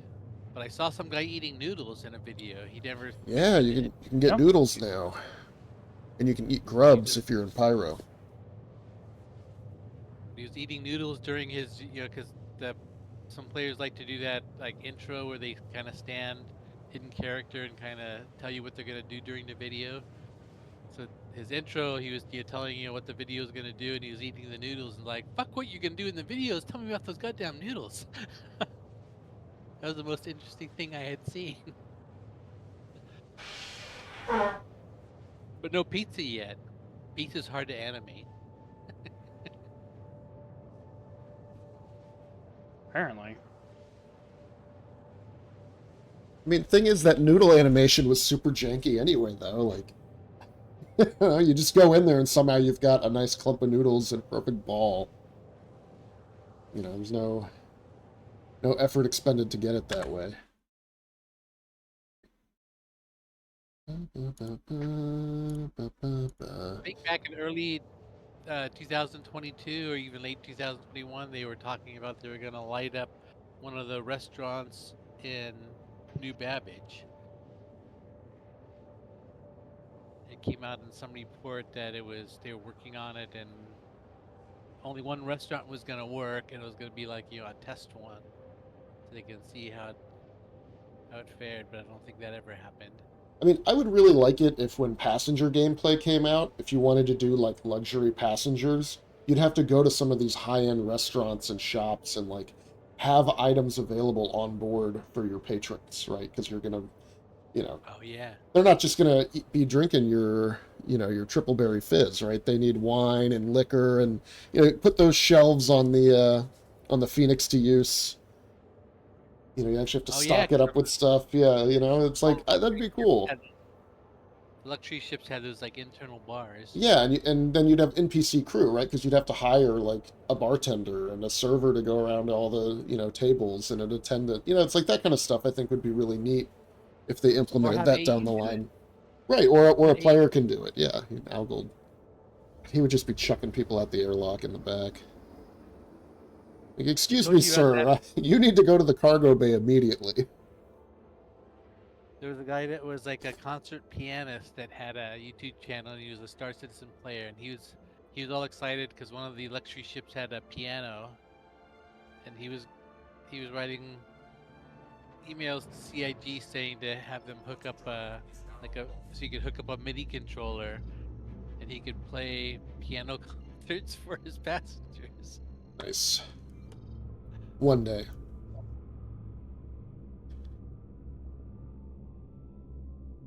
I mean, piano fidelity has got to be high on the to-do list.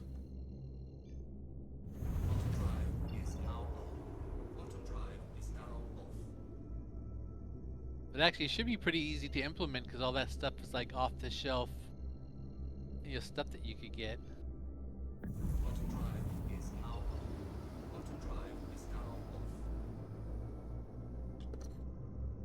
There's Everest. Oop, wait. What have we here? What is that? That's a Pisces? Yeah, okay, I don't need to loot a Pisces. And what I'll do since we're in Hearthstone, I'll go look for some of that cool, rare Dust Devil armor after we unlock Wicklow for a bit. Blood Wolf. Vulcan.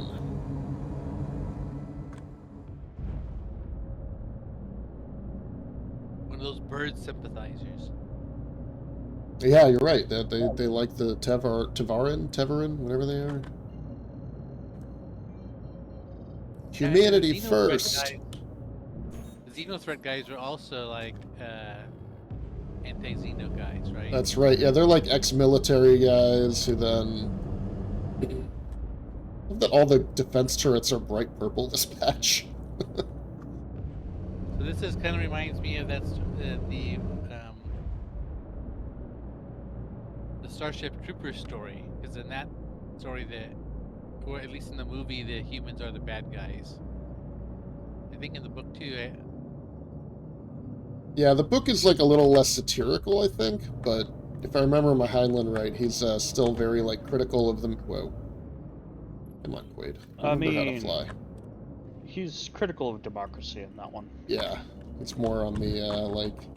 It's not a bad idea to have citizenship be limited to military service, but then, like, all the people in charge of it are idiots, and, like, the bureaucracy is a mess. Like, that's his, It's like... not so much military service, like, you have to put your line on, or your life on the line in some way, like through medical experimentation or something. Something like threatening. Those mobile infantry made me the man I am today. Cut to amputee. When I was losing my eyesight, I got into audiobooks because it was an entertainment I could still do. But I noticed that when I listen to an audiobook, versus reading a real book, I remember less of it after Same. it's over. Welcome. Same. Vehicle retrieval system. And it was also harder to follow like lots of different character names because you just hear the word. And, like sometimes one book had like 3 characters that had similar sounding names, but I knew if I was reading the book, you'd have to see their name in print, and you could tell them apart easily. But I was having a hard time keeping track of which character was doing which thing because the names sounded so similar.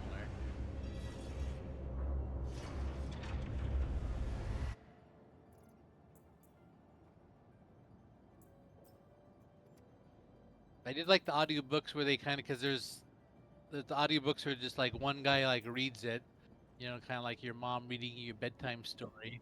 But there's that other kind that actually kind of, they have like several different voice actors. So there's like a narrator voice, and then there's each character has their own voice. Those are kind of fun. You remember kind of like the old like radio plays. I'm not sure how we found it, but like my friends and I were at like a gas station on a road trip or whatever, and we found a series of audiobooks that were, I think, never real books. They were only recorded. And they were like radio plays, right, where they'd act out the voices and stuff. They were called Deathlands. And it was like this really terrible post-apocalyptic gun porn. But it was so engaging and fun to listen to. And like we would just, like, we would listen to a bunch on this road trip, and then we got home, and we would just put them on at home on the TV or whatever and play the audio. And it's just like, oh man, it was so bad. And like the guns were all like phallic, and like just, you'd have like 5 minutes of narration about like the gun this new character was carrying. And then it'd be like, and then they shot him. And then you get the sound effect of the gunfire. It's like, it's just so bad, but it's such an entertaining way. All right, Craig, I'll eat some noodles for you if I can find my Pips Q66. Fizz, T7, A20, Q66. All right, let's do a quick buy there.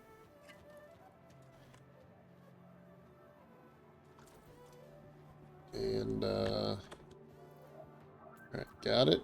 All right, helmet. Here. Now.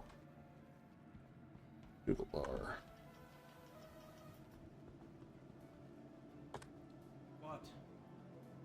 What? All right, so you open the top, and then you stick in, and then you just eat them like they're meatballs. You just pop right out. There you go. Go to third person. All right, let's do it. Okay.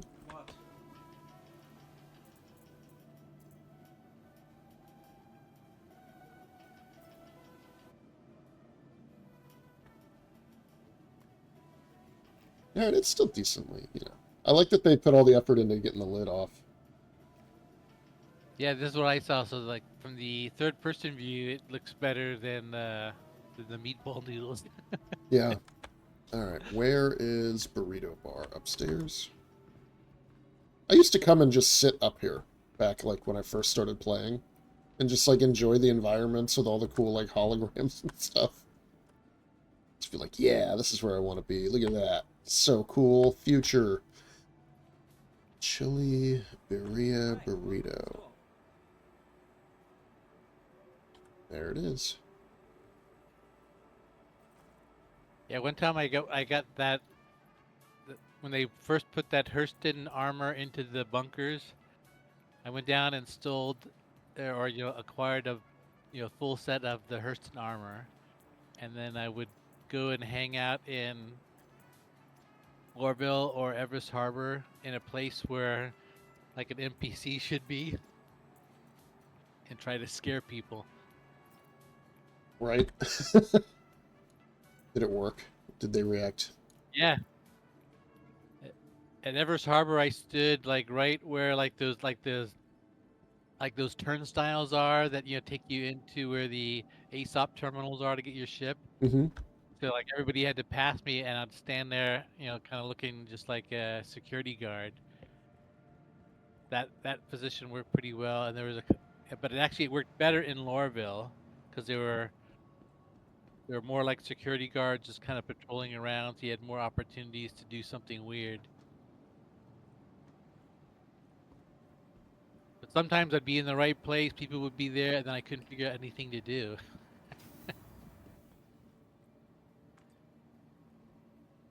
Pick up that can, citizen. Yeah, but see that I try voice stuff, but then they would just think another player was talking to them over their shoulder or something. They wouldn't immediately. Yeah, or just like think it was you'd a- never know it worked. So there'd be no reaction. Yeah, there's a lot of players around. Let's see what our count is. So we are at 555 on the shard and 70 on this server. Yeah, not bad.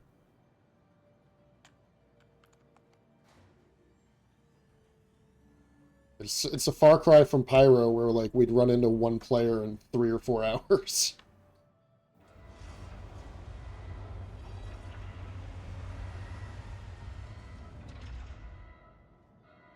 Welcome. Yeah, but I used to play it at times like these. Morning Pacific time was a good time to play. For server stability. If I was looking, trying to get on a server with not too many people on it to do like bunker missions. Yeah. I figure the East Coast guys should be at work right now, and the West Coast guys shouldn't be up playing games at this hour.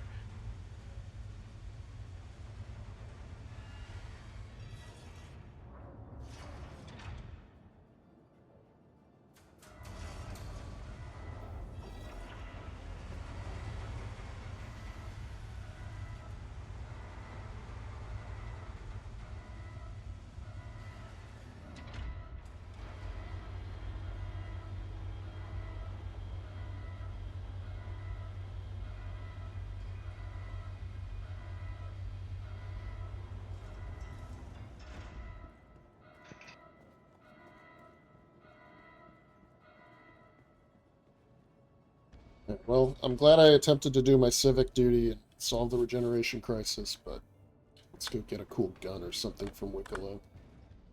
Assuming I don't need a bunch of that mineable stuff that nobody can get except through the laser event.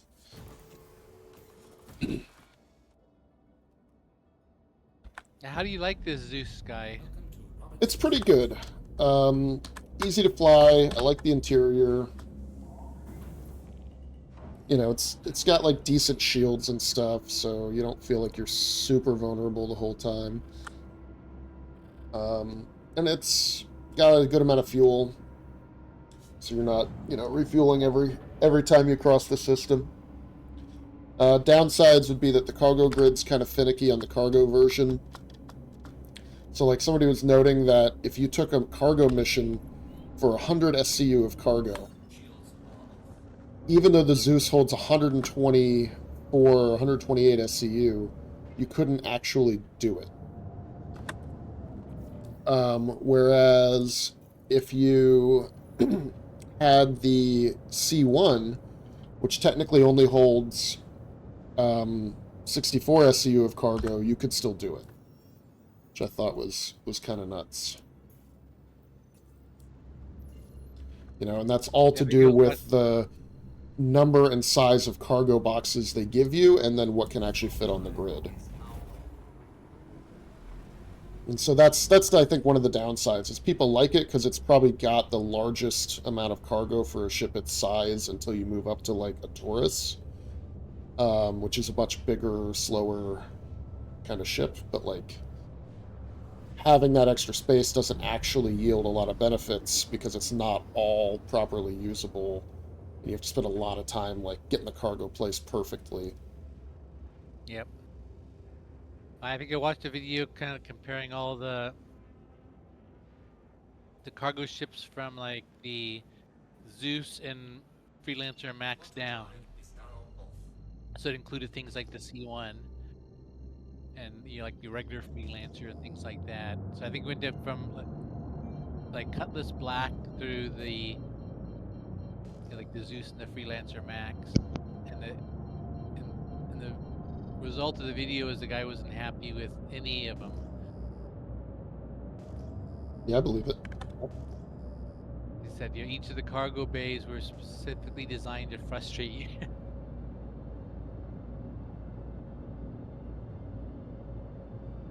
Like the Zeus, the guy was able to load like 332 size crates into it, but none of them could be on the grid. Yes. Can you see me? And the Freelancer Max, you can get two 32s, but they would both be gridlocked. Yeah, so it was like easier to place them in there, but Yes. Yes. kind of limited it. Pat is ready. So I hadn't really thought about it at that point, but loading the cargo becomes like a game of Tetris. Go, land, please. Go land, please. Which one? There we go. We didn't come to this Emporium last time, so I'm going to look around inside, too, after I do the mission. Maybe it's different? I don't know. I was assuming they're kind of all the same, like, the bunkers. I'm guessing they are.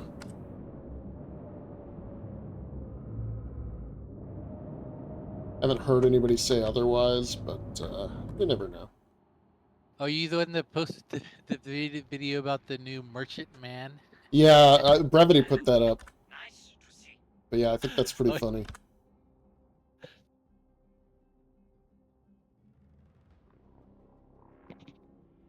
See, I looked. I think the brand new Merchant Man was first sold in 2014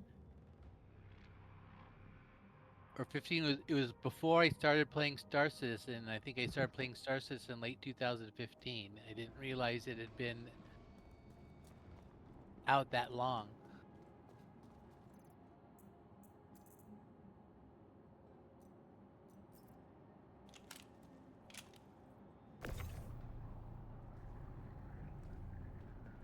Welcome and thank you for. Now let's do the cargo dance. Yeah, I think that was one thing I was kind of disappointed in, but then kind of realized that I should have known it is because in the summer of 2022 they were giving tours of the brand new Merchantman in those like what were those weekly Star Citizen videos, something like Into the Verse. Yeah, Is that it? something like that. But they had like 2 or 3 of those episodes where they gave you they gave you tours where the developers were there giving you highlights of rooms that looked like they were pretty far along, and they were saying it was going to be released in like the next 6 months. So people were thinking it was coming at the IAE at the end of the year. But I think the Raft came out instead. Welcome and thank you for your The raft. I love the raft, even though it was broken for so much of the time. Where you got one right away, and it had like it had like that whole, it had a laundry list of problems. Things like that little internal elevator was, you had an 85% chance of that thing killing you. Yeah. And I think it had like one or two areas that it had, that didn't have any, um, oxygen. So if you were walking around inside without your suit, you could accidentally die. Does Wicklow have rep? Remember it being like, No. it was like one of the cooler ships around, but one of the most dangerous.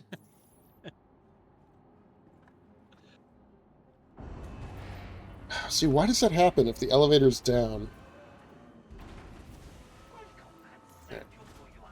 It automatically brings it up, even though I want to move. Oh, look! He gave me a red alert rifle. Nice. Yeah. Screw the greater good. Let's get some goodies.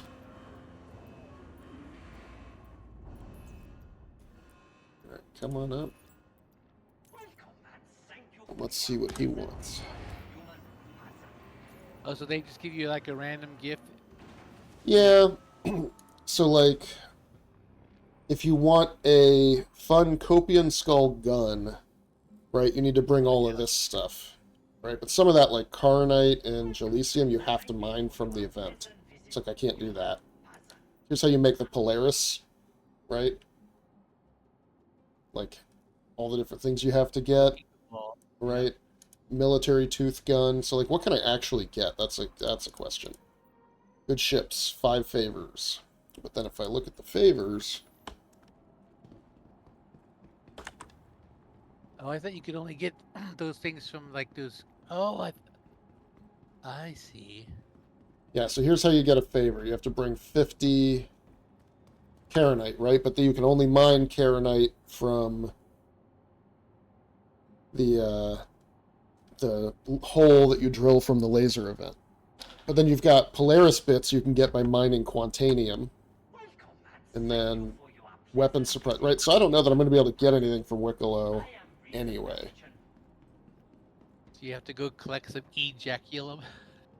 Basically. So I thought these things were actually the kiosks. They're just advertisements. Yeah, they're just telling you what to get. So a small ship, a big ship, a very big ship, right? And then people are saying too, like with the armor, because he's got armor pieces that you can quote-unquote craft by bringing him all this stuff. But one thing that happens is you get a random piece and you can get the same piece again. So people will do it like 5 or 6 times and end up with like the leg piece over and over and over again. Alright, very hungry. Bring him another burrito. Another Q66, he'll just give you stuff. Yeah, armor with horn and string, right? And then, so you do all this, you bring all this crap to him, including hard-to-find ores, and cave copian horns, and marchims, and all that, and you might get the same piece every time. Military tooth gun. Want Polaris, need something special. Wicklow Emporium, deliver 24 SCU of what? Of Quantanium, yeah, so. Alright. Well, let's go look inside real quick. Then we'll go look for some of that rare armor down on Hurston.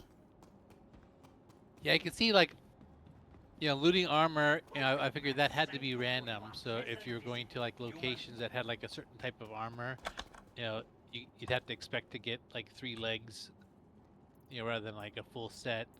But like this should be, you should be able to go to the guy and say, here's some stuff, and that you're supposedly kind of interacting with some kind of merchant, you should be able to order which piece you want.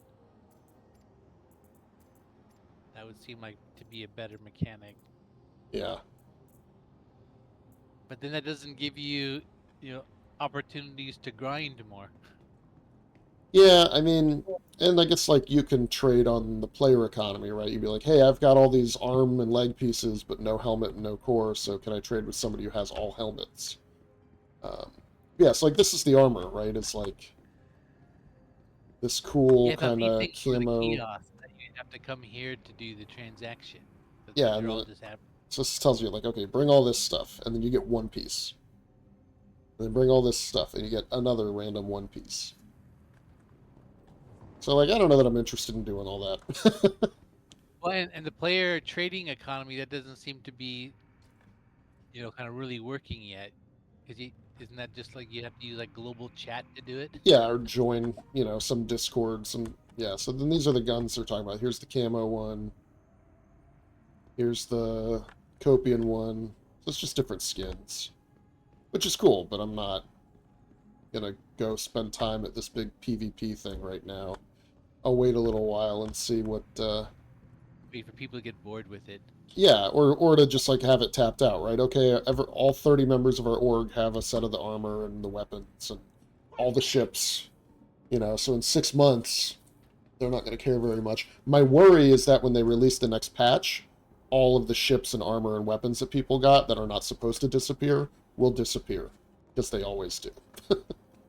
And that's the potential tragedy of this whole thing. How long do those caves stay open? Is it be possible, like, for a solo player to find? They're like 20 minutes. Oh yeah, it's not.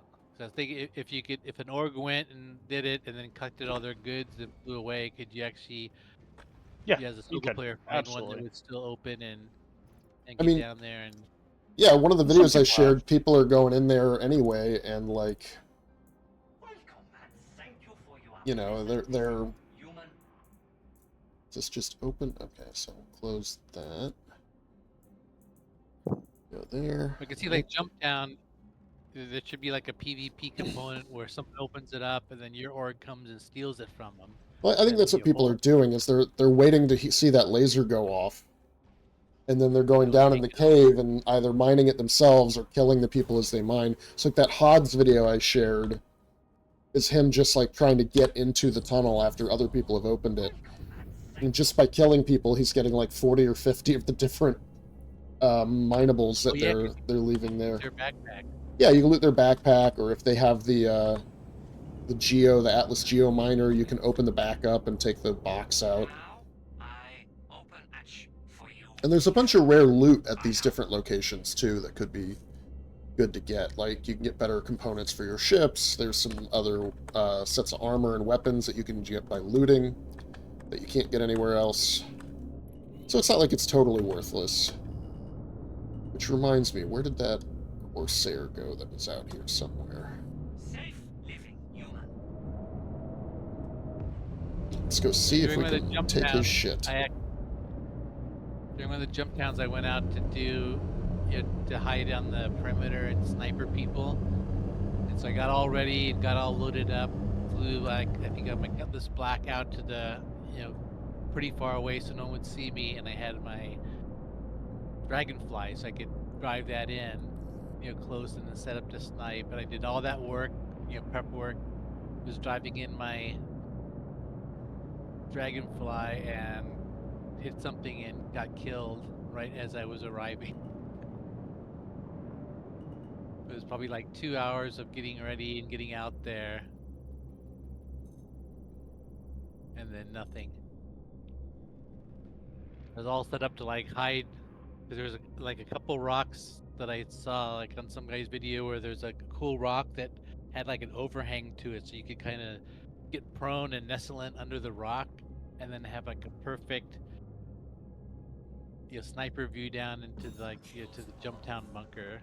But then if someone flew over you in a ship, they wouldn't see you, or if they did, they couldn't shoot you because you were kind of under the rock. Mm-hmm. So I thought, oh, this is gonna be fun. Yeah, like a lot of stars and lots of prep, and then nothing happens because the server crashes or something. Right. Well, at least you don't have to constantly re-outfit now, right? You can use respawn, your gear's on. I died in respawn, and I didn't even lose the items in my backpack and armor inventory, and you're supposed to lose those. So, I don't know. Right now, the only consequence for death is if you have to come back from a faraway respawn. But if you have like an Ursa or a little medical Pisces or something nearby, then you just stay in the game. Yeah, at one point they were saying that you weren't going to be able to respawn in tier 1 beds. Yeah, they're going to have. I mean, I don't think they really know what they want to do, but they changed the distance that you could do different kinds of spawning at. So, like, you had to be within X number of kilometers from a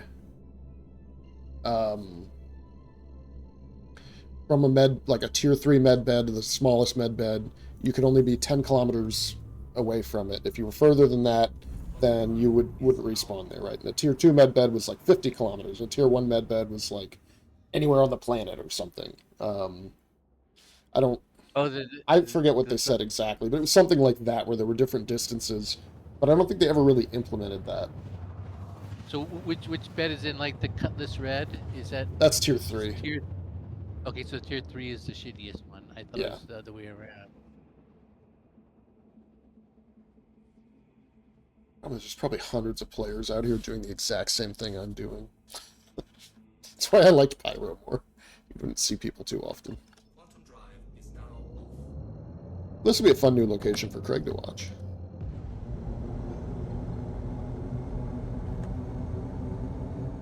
What's this? Where are we going? We're going to like a big derelict settlement.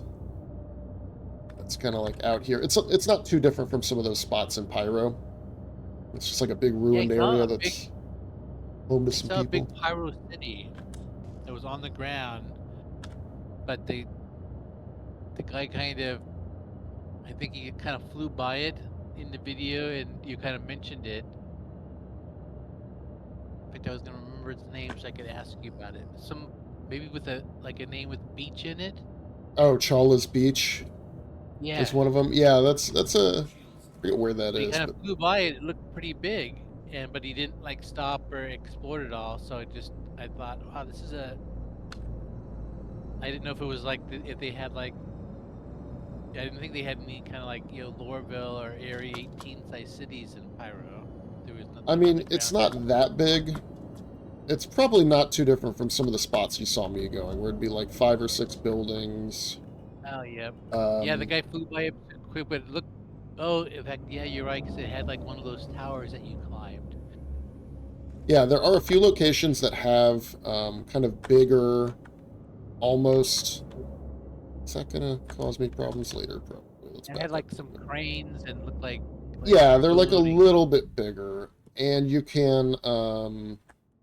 There's some that you can actually land at a certain kind of pad and like rearm and refuel at, which is useful because there's not a lot of locations on the ground that do that in Pyro. And they have these cool landing pads that are like sunken into the ground a little bit. They look like something out of Mos Eisley, which is neat. Yeah, and the place that you went had those like drills. That were nice little set pieces. Yes. Alright, so there's like a texture problem with some of the armor here. Let's see what I'm saying. These guys are all like glowing. There's like nothing on the top here. But there's some neat armors over here. I'm looking for the one in particular, especially because I want the backpack that comes with it. Because it's a heavy backpack that fits all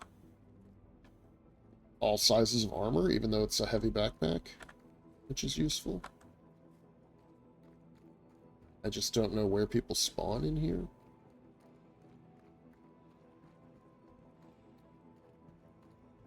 Yeah, in fact, what throws me is I think people putting rifles in their heavy backpack. That always throws me because that was something that you couldn't do in my day. Yeah, I mean, that's pretty new here as well. Is that lootable? No. Yeah, why put those lootable That's boxes that so are big annoying. ones? But there's some pretty cool armors that are, like, really, beat up. Some of these are, like, the Lynx and the Microid that we've seen before, and some are, like, more clothing-looking, which is neat. Yep. Anybody upstairs, maybe? I'll look up there in a minute.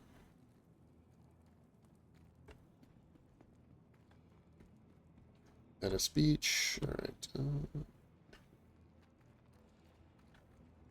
Yeah, I like these places that have the NPCs now. Yeah, it's think- pretty cool. Some of them you can Like, in buy my stuff day- at, too. Well, I think when I was playing, you could only see NPCs in the the main cities, the main stations, and then you'd get that one guy behind the desk at the mining outpost. Yeah.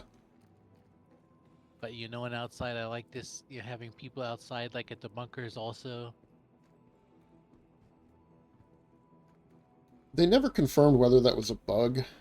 People kept saying, it's a bug, it's a bug, they're not going to keep it, but, like, it's been since, like, 324 now.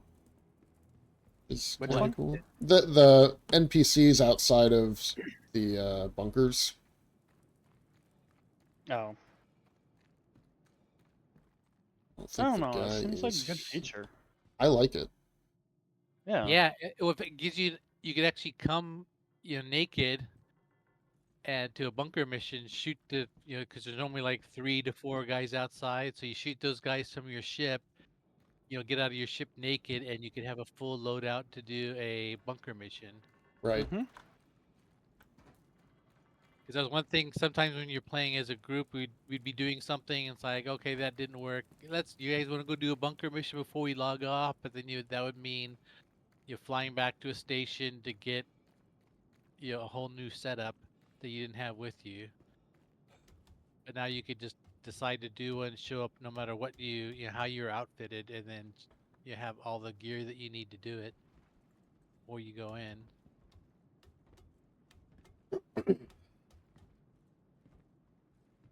Yeah, I love these kind of locations. I could just explore around this game so much.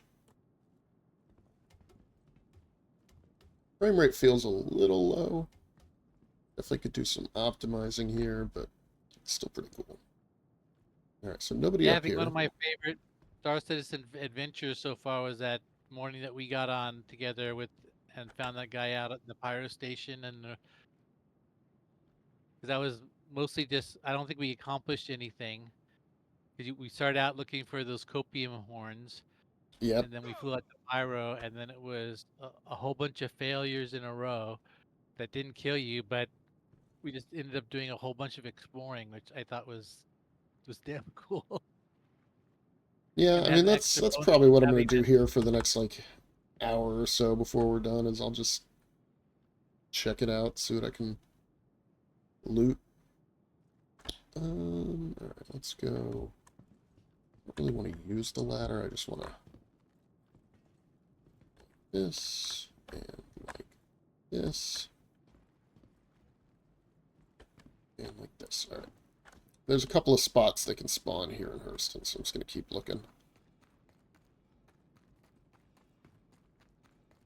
It's here, it's Cutter's Rig, I think Zephyr could have one. Cutter's Rig is cool, it's like an old... They tried to make it look like an old oil drilling platform, and it's on the water. Yeah, Lorville had some. That's one thing that I used to like there. They had all the. There was a bunch of stuff around Lorville that, like, I think most people never even see. That is, like, really cool to go out and explore. Shields off. Landing gear raised. I think the That year is that the cool. Argo Cargo won the best in show, they had a.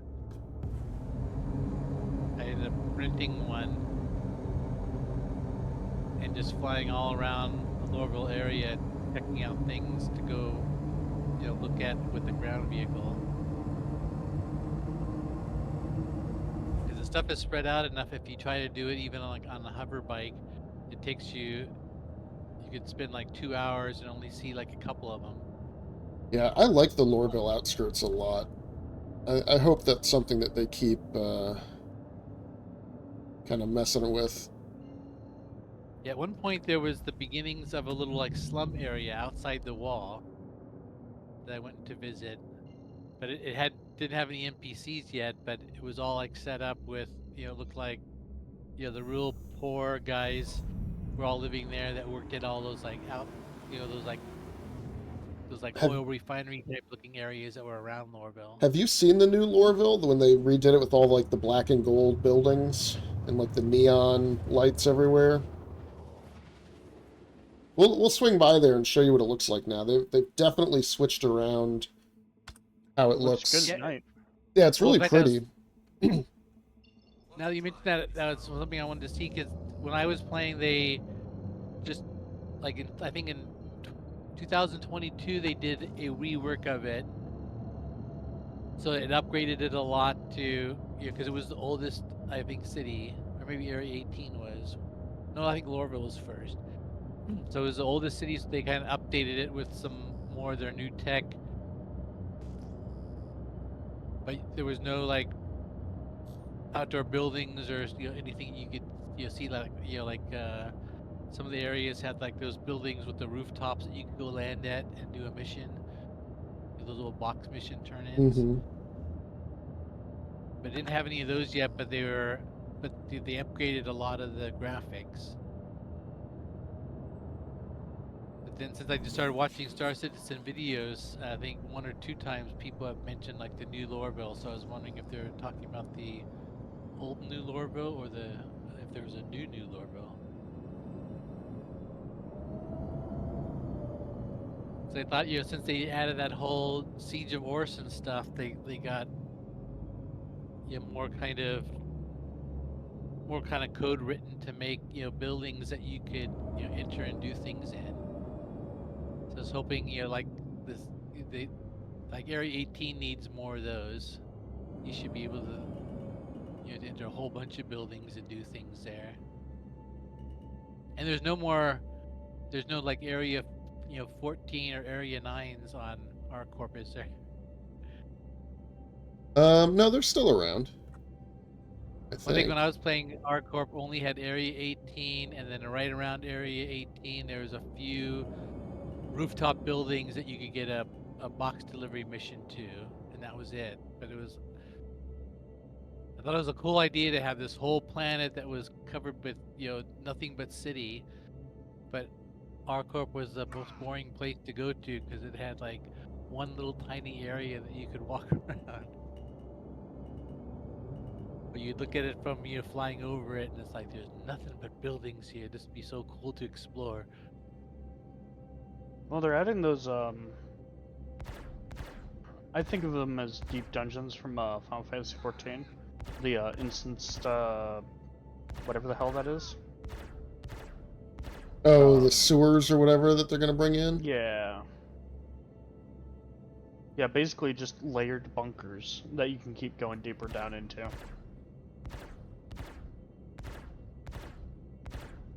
I'm excited for that.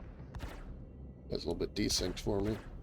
Yeah, I was really interested in when they showed that those distribution centers in like an old Citizen Con. I thought the outside of those places looked great, and then they did this whole tour of like multi-levels of inside. So I think you can only get to like the very top level right now. But it's so big that you had to bring like a ground vehicle to be able to get to move around in it because it was so big. It was too big to walk through. I thought that would be cool.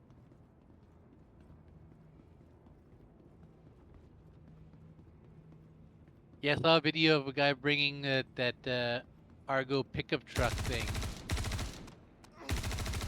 to a distribution center, to do his looting. I thought that was pretty cool because I was always looking for an excuse to be able to use ground vehicles.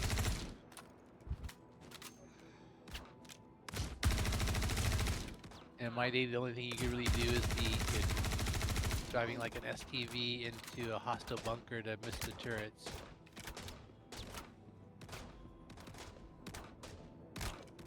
Or a Cyclone, so you could. I think that's one I used to like. I used to like the Cyclone because you could put the one SCU box on the back of it.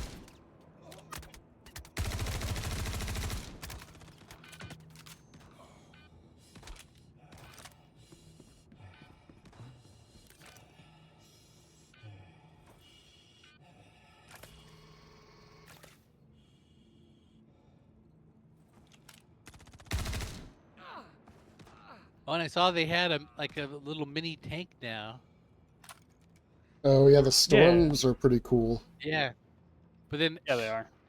every single video I've seen on them, the person hates it because of the the like view from the inside driving it. You have to like drive it in third person. Everybody says Lame. it's like if you sit Hey. inside, you have to use like a camera that has like this little pitiful view that you can't really see what you're doing. Most people said like very cool idea, very poor implementation, just because of the camera. Ah, you use got incapped. Alright, well. That's too bad. So this is the new thing. Oh, this NPCs though. Well, I was gonna take some of their armor, but I I know. don't I really was just know wondering. my way around, so like everywhere I tried to get cover, there was just a guy on the other side of it shooting through a gap. Oh well. Someone was posting that if a player kills you, you can't backspace when you're incapacitated, because that was the way that you could supposedly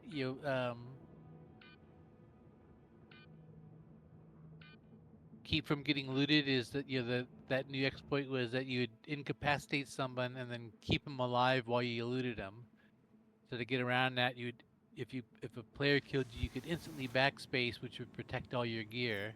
Yeah. Now, interesting, right? We didn't go to Lorville, but we are in Lorville.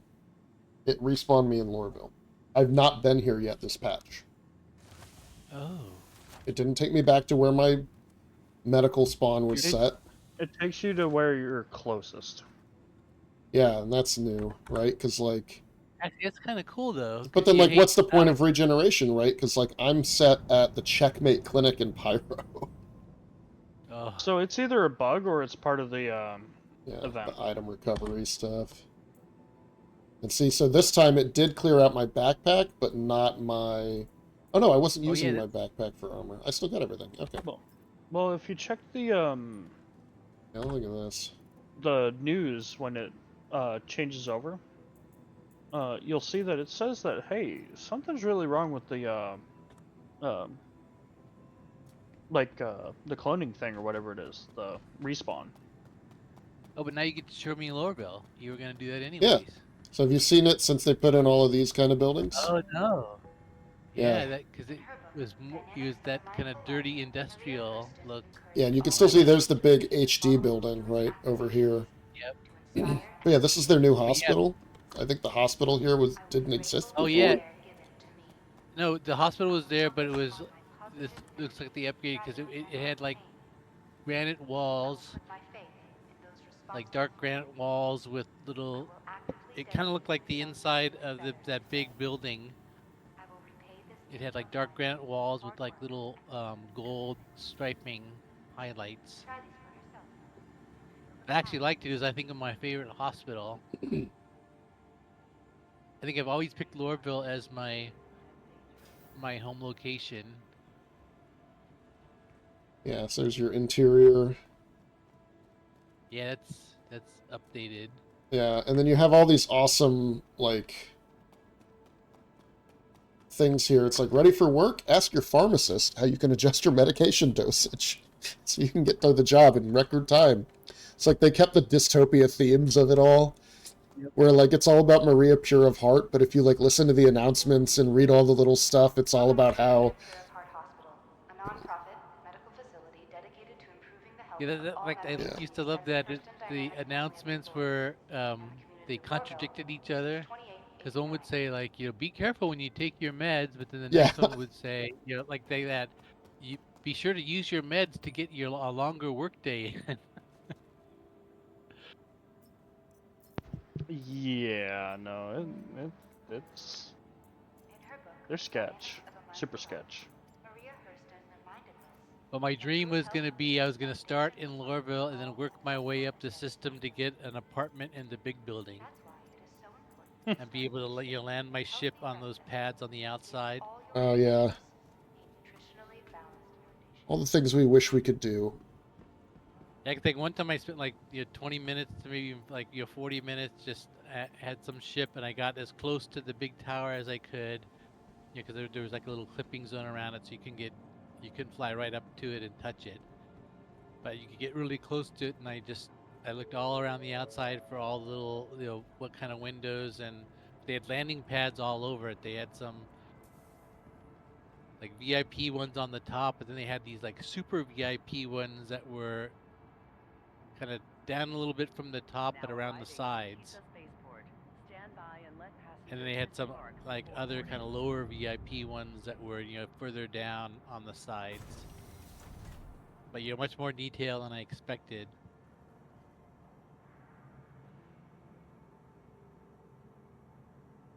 Trespassing or attempting to trespass on train tracks is a Mhm. serious. I Yeah. figured I was gonna have to like marry one of the Lorville daughters. Now arriving. Yeah, probably. Keep my apartment in the tower. Next stop, Tisa Space. Yeah, I didn't get another view of the exterior. So it's a lot more black and gold and like lights up more at night. And they made a lot of the buildings bigger. Gravity has a good criticism, I think, which is that they didn't scale up the HD building with the rest of Lorville. Yeah, So 'cause it as I noticed, kinda- so dominant. Yeah, it was so much bigger than the rest of the city, and now it's just like a little bit taller than some of the buildings. So I Well, think it would before have was been. almost cartoonishly bigger. Yeah, well, but that's the point, right? Is that like they're basically cartoon villains. Arriving from Metro Center. Stand by. And this was my favorite tram. It also shows by- the by city far. growing. Why were those guys cowering? It looked like, you know, the NPCs in that cowering. Yeah, like animation. they are everyone's too. I don't know. Somebody. shooting up the city. Guards don't seem concerned. Yeah, so this is like a place I would stand, like in between like turnstiles like that.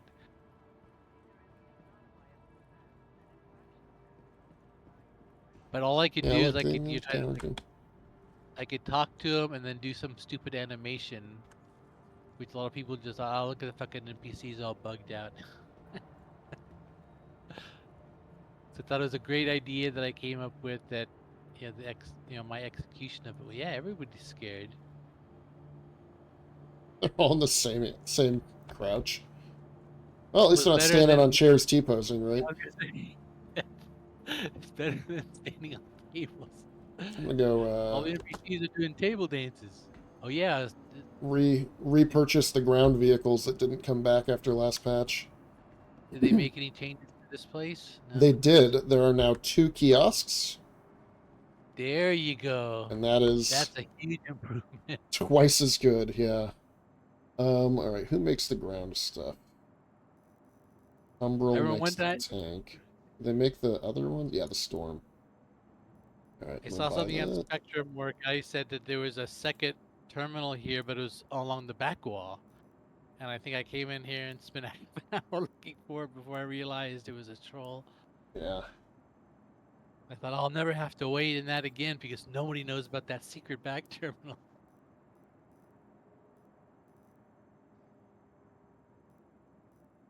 All right. That's good enough now. Oh, you can buy the links now. But Your it luxury was a or so. troll.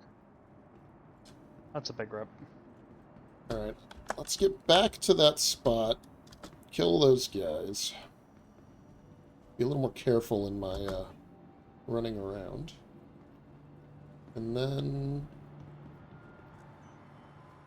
Welcome to the ASOC vehicle retreat. You know, the one thing I used to pride myself on is that I rode those other tram lines or train lines here that take you out to the Vehicle selected.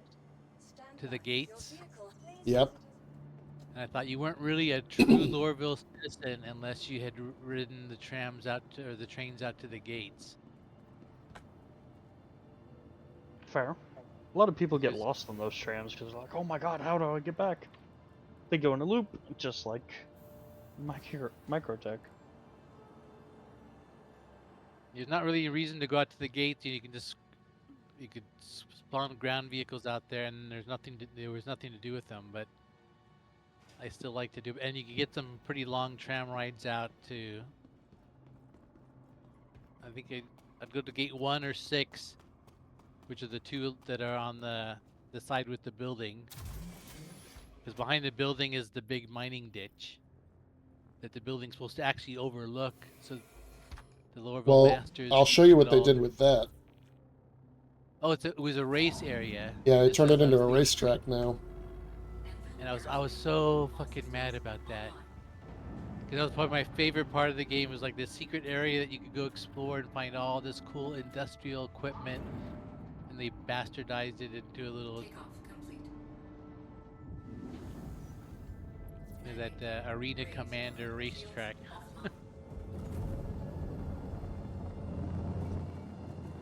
Yeah, you can see That kid they never put a tried lot of racing, cool so- buildings in. Yeah. Is that the big building there? Yeah, to The the right. right? So it's still pretty big.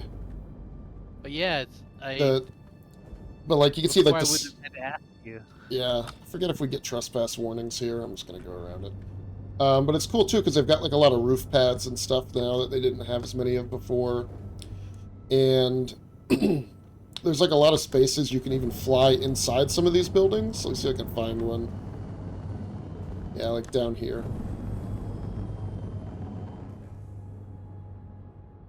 Yeah, some of those Quade videos, they found a way that you could glitch a ship down, because they used to have that horizon, a kind of, oh, look at this. Yeah, see, that's cool. And there's like little landing pads in here and stuff. You are leaving a safe This zone. is way cool. Because Kate got like a Cutlass Black down into that that kind of pit area that was right by the Lorville Hab. You kind of come out of the Hab, and there was like that pit area that the sewage would pour into. I always thought it was a cool touch. Yeah, and see, and they've got these big like furnaces and stuff. It looks like that are kind of set up Yep. toward the outskirts. And if you go all the way down, you know how it kind of used to be near an ocean? If you go really Yeah. far down there, there's even like a big set of cranes that looks like they're there for like unloading ships and things. Why you would Yeah, want actually- that, I don't know, I because actually spent a lot of time down on that ocean beach, because it was mostly kind of wreckage, but every once in a while you'd come across something cool. So it's kind of like 80% wreckage with little nuggets sprinkled in. And actually, one time in fact, it's that time I rented that Argo cargo. I think I flew out into the ocean as far as I could go, just to prove to myself it was an ocean before you could see it. Too good from up higher from orbit. I was wondering, like, how big is this? Is this just a lake, or is it a real ocean? And actually flew out into it for like a long time, found some islands and other stuff that was pretty cool, and islands that actually had stuff on them. It was one of those things about Star Citizen. They did all this work on this, this little area here that no one's ever gonna see, because there's no reason to ever come out here. yep. But in a way, that's your reward for doing it. That kind of tricked me into doing things like that, because I thought, those bastards probably did decorate some area you're not supposed to see, and I'll be able to see it.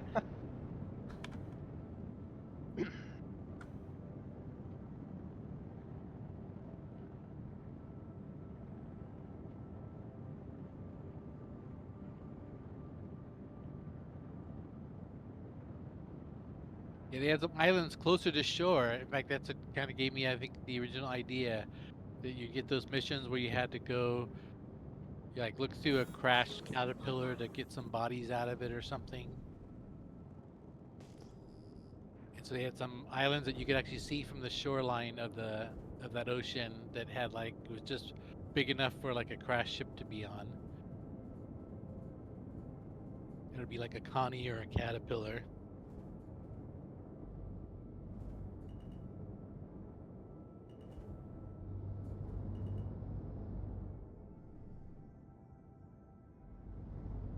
And then I always like Hurston, because there's like areas around Lorville that were just all like trash and garbage, and there's like kind of look like big just piles of salvage crap.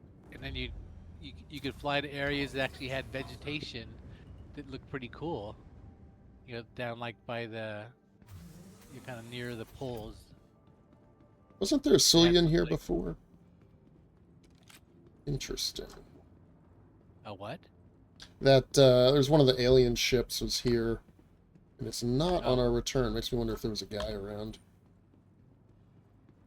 Alright, yep, here's people I shot.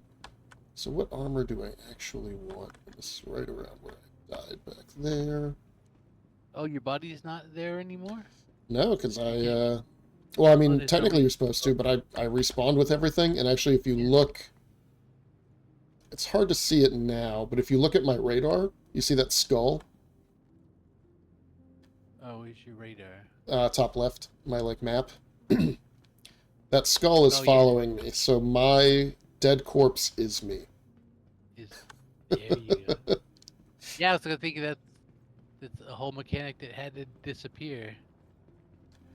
I mean, I think my body is supposed to be here, but they just haven't done it that way. Alright, there's players around, so I'm not going to worry about it. I usually like to do that Try in somewhere the else. Siege of Orson. I would get all outfitted out in like a good set of. In fact, they had the special set of armor that I used to like to use for the Siege of Orson with guns and a whole loadout. So I'd get into that, go out, and then get killed. But then go out there in my underwear, and the thing was just see if I could make it to my body. And then if you're in your underwear, you could do that one-click, reload.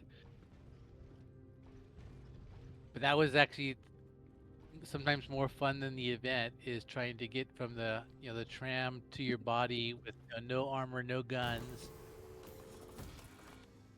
and be able to get to it. So if you died on the first platform, it was pretty doable. But if you died on the second platform, it was a really hard thing to try to pull off. Landing gear raised. And sometimes I remember one time I was on like the second platform, pretty deep into it, so I got all the way out there, got to where my body was, and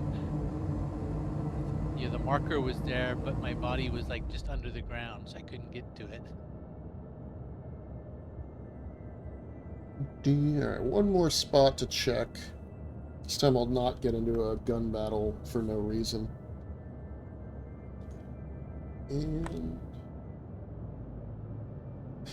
let's see. Right, it brought my map me to Wicklow for some reason. Let's go to Repel.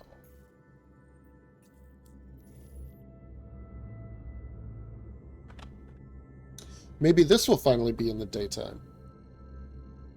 I just want to point out, we have not been to any single location yet where it was daytime. Quantum drive is now on. In the 3 hours I've been playing. Just been The consistently sun night. doesn't exist anymore. Yeah.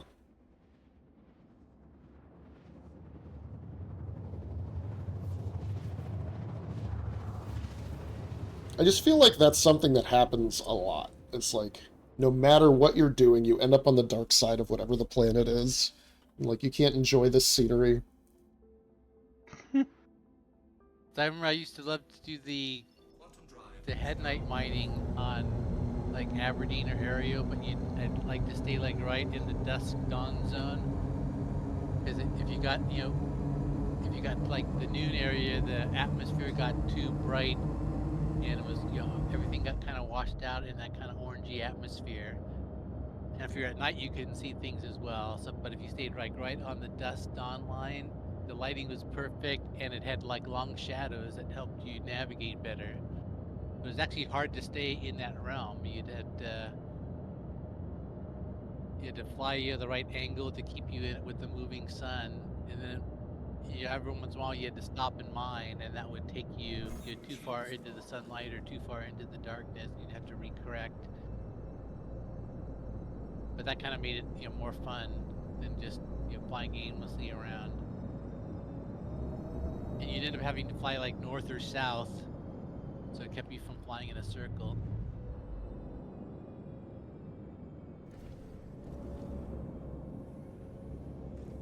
Yeah, look at this area. I know, these This are is on all Hurston? really cool places. Yep, it's all in Hurston. Is that an elevator? Yeah, so Freight you can elevator? buy cargo here and come up the freight elevator. Yeah, let's go. I like this place a lot. This is probably one of my favorite settlements they've added, so we'll look around a bit. It's like a little shit because it doesn't look like an industrial place. It's like a little shanty town. Yeah, I guess the idea is like they're all just, making a living off of all the right? Because if you look around, right, you've got all these giant old pipes and ship parts, and so it's like they're, refining it all, melting it down, and you'll see there's a really cool area up here. Here's the NPCs. Let's see if we got the guy I want yet. Here he is. This is the guy right here with the horns. That's pretty sweet. Let's see if we can Well, get like, them to... this place we is actually move? part of my personal lore. 'Cause my personal lore was gonna be that I was like born here on Hurston, like to the families of to kind of like in a poor family on the outskirts, and then Why I are your guns joined. out? Are they hostile to me because of what I was doing last time? That is possible. They about to shoot you? Maybe. I'm just gonna, like... Yeah, they don't seem to be concerned about you though. And Wow. That's... Now they are. If they weren't mad before, now they are. Right? We'll see. Maybe they don't notice.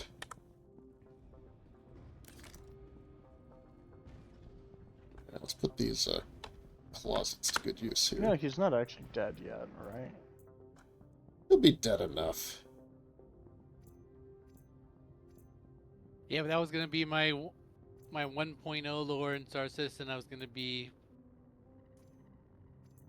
born as like a peasant on Loreville and work my way all the way up to living in the tower.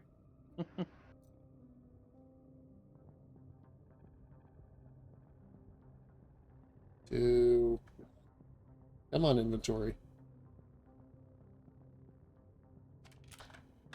I still haven't watched that trailer on the Star Citizen or the Squadron 42 yet. I think I have a tab open to that video somewhere. I got too many tabs open. I have I have 3 browser windows all like completely full of tabs open with. Wait, does he have an undersuit? Like an invisible one? How does that work? No, so I just need to... He just isn't wearing one. Alright, so I'll put on my other undersuit. Burp. Burp.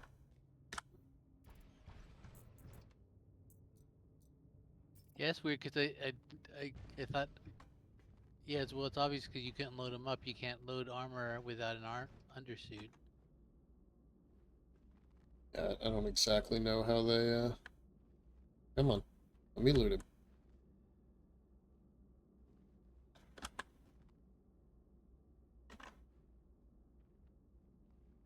Oh, no. Is he Drag him back outside. There, well, no, I saw it. Oh, there it is. Okay.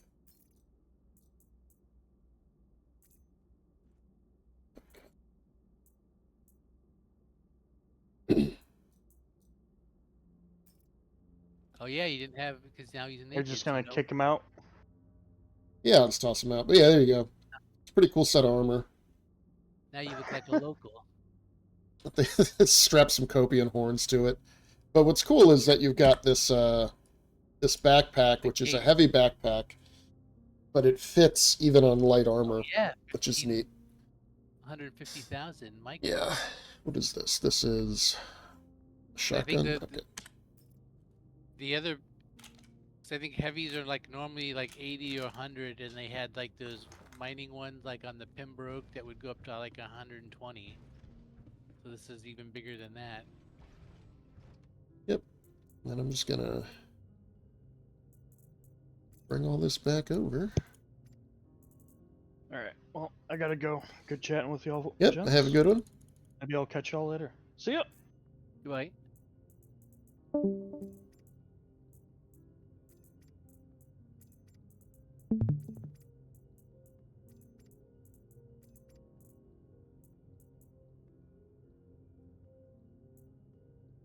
I can all stay here. Yeah, some of the pyro armors have made me like rethink my armor loadouts. Let's see if I'm hostile to all these guys, or if we can go walk around and look at the place. Yeah, this is some pretty good heavy armor. And it only spawns a couple locations, which is hard to find. Alright, the Always like to, like, NPCs dress- don't seem alarmed.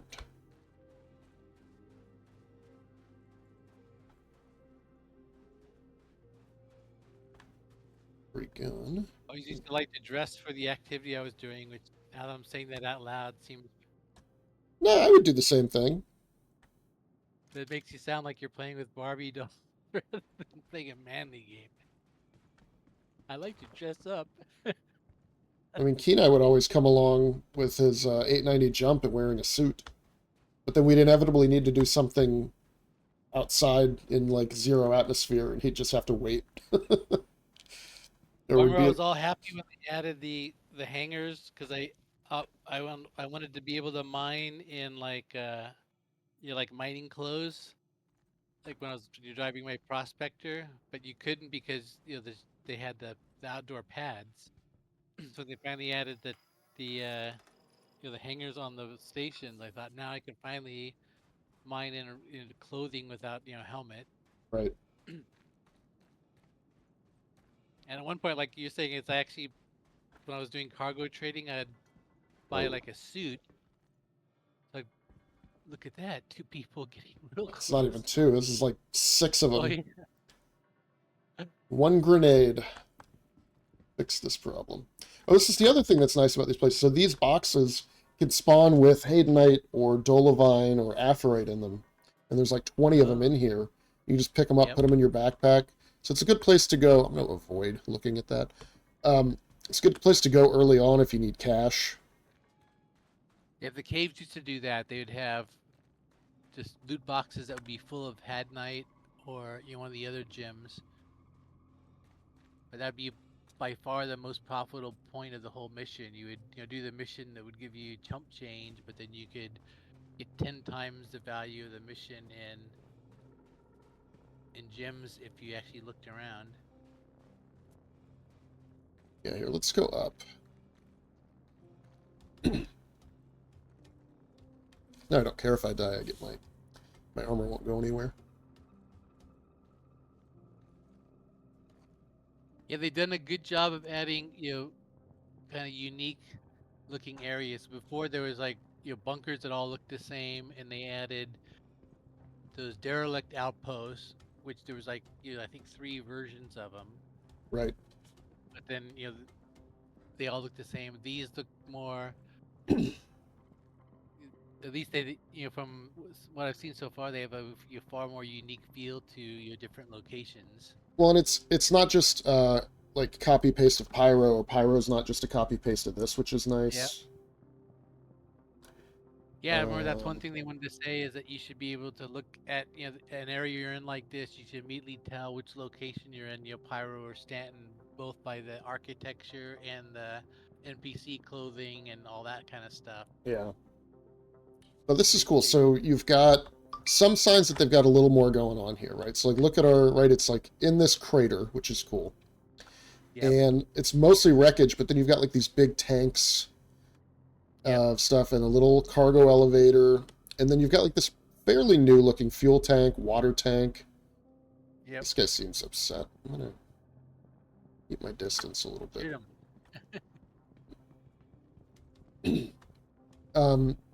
So what you'll see here is like they've actually got some really cool other little environmental details they've built up in here. So you've got all this vertical elevation. And there's these 2 slots. There's one's over here, next to that tower, and one's up here. Pardon the terrain being dumb. There's still some NPCs up here. Yep. But you get over here and you realize, like, they're using geothermal power. Right? So you've got, like, this whole, like, area down here, and there's, like, a generator, venting out from... I don't want to go down... Oh, there is a ladder. Okay, so let's go down here. You can kind of see what they're, and this is not too different from what we saw in Pyro, right? It maybe uses some of the same assets. It's like, okay, so they're powering this whole thing and like smelting, refining down all this old scrap that they've got.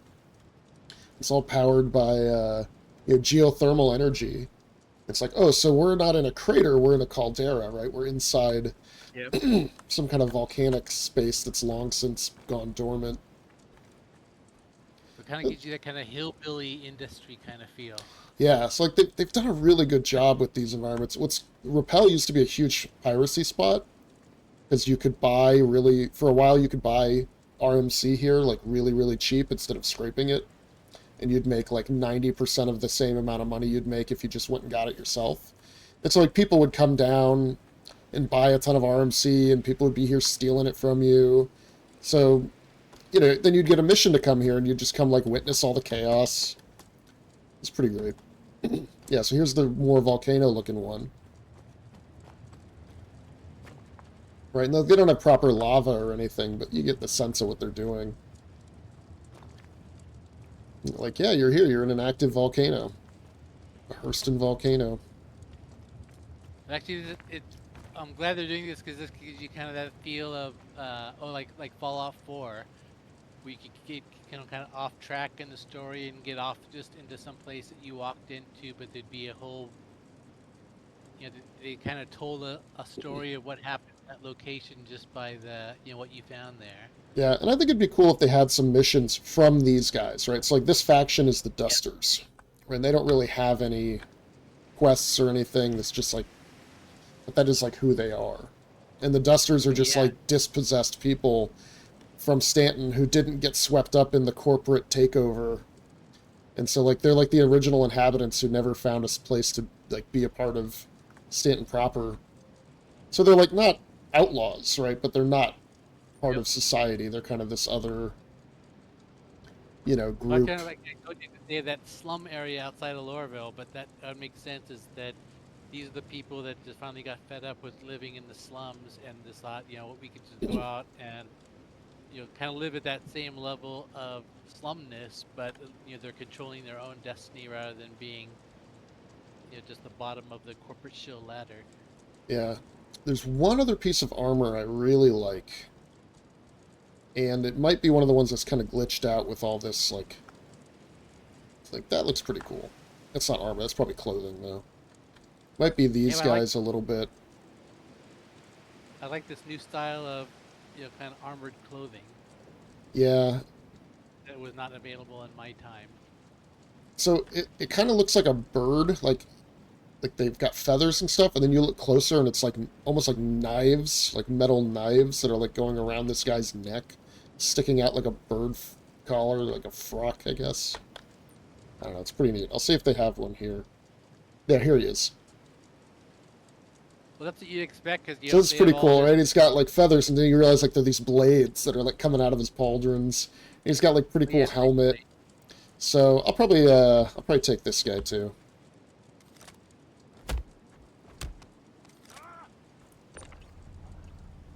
We'll see if we can peacefully get back to our ship or not. Nice set of armor you got there. Be a shame if something happened to it. Right. And then dragging him right by his buddies. Hi, and then nothing to see here. Yeah, I think for whatever reason, since the NPCs aren't like already on alert or like hostile to me, that doing the melee takedown just kind of counts as like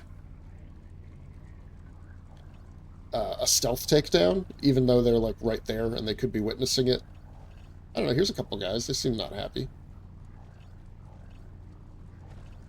Oh yeah, in fact, I think I heard someone say that it is in one of the videos I was watching. He was recommending that if you went to like one of those like outposts like we were at in Pyro, is to do stealth takedowns, you know, melee ones, because if you shoot, it'll aggro everybody, but you can stealth take down people and not aggro the village. Yeah. Alright, so let's just pull all this off. I'll keep the undersuit on just in case. Let's let that pending moves tick down. What's pending moves? So it tells you how long it takes it to process when you put something in storage or in inventory. Ah. So if you have your like FPS up, it'll tell you like, okay, well we moved, 30 items and they're moving at approximately 1 per 0.98 seconds. So there's like a 29-second, 30-second delay in completing the entire move set. There you go. Right? So it's like, okay, so that took, a maximum of 8.49 seconds for the longest item to move. So it kind of like gives you info. But what happens is you realize, like, if you haven't... ooh, he's got a nice looking... Is that Desert Shadow? Yeah. Alright, so let's do... So this is... Yeah, this is cool. So you got the armor itself. Yeah, okay, so it's clothing.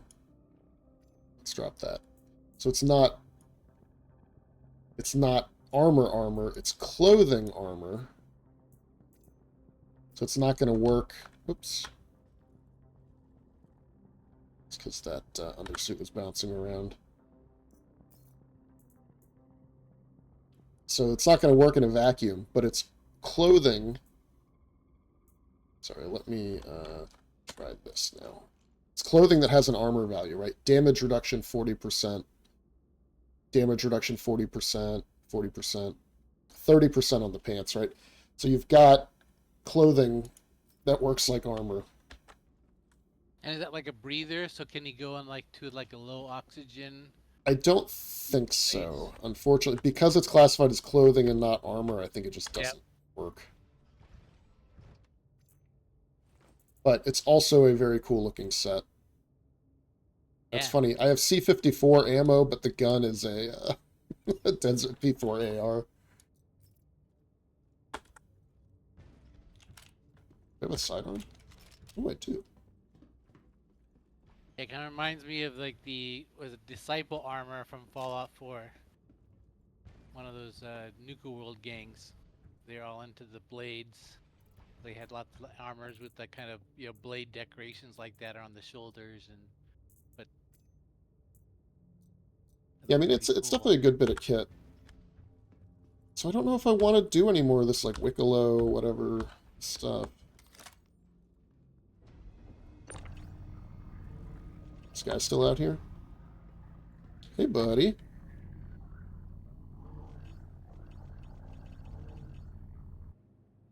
Here's your friend. Yeah, brought him back. Well, they certainly seem agitated. Or are they hostile to me? They know something's up, but they don't know who's doing it. It's a lot of guys. All right, let's leave. I don't want to tempt fate. Plus, I don't have a ton of time left to get back to Microtech. Yeah, but this is great. I'd love to be able to wear armor with my hats and regular pants and stuff. And it's all supposed to be coming, right? They have to get their Starwear system figured out. Oh, but the other thing is these have temperature ranges, right? So, like, I could actually use this on Microtech. And since Microtech is breathable, this could be my armor. You know, it's like, all right, that's pretty neat. It's a cool set. You know, I wouldn't probably do it on Pyro because like a good half of the planets there you can't breathe on. I don't know yet which ones are which.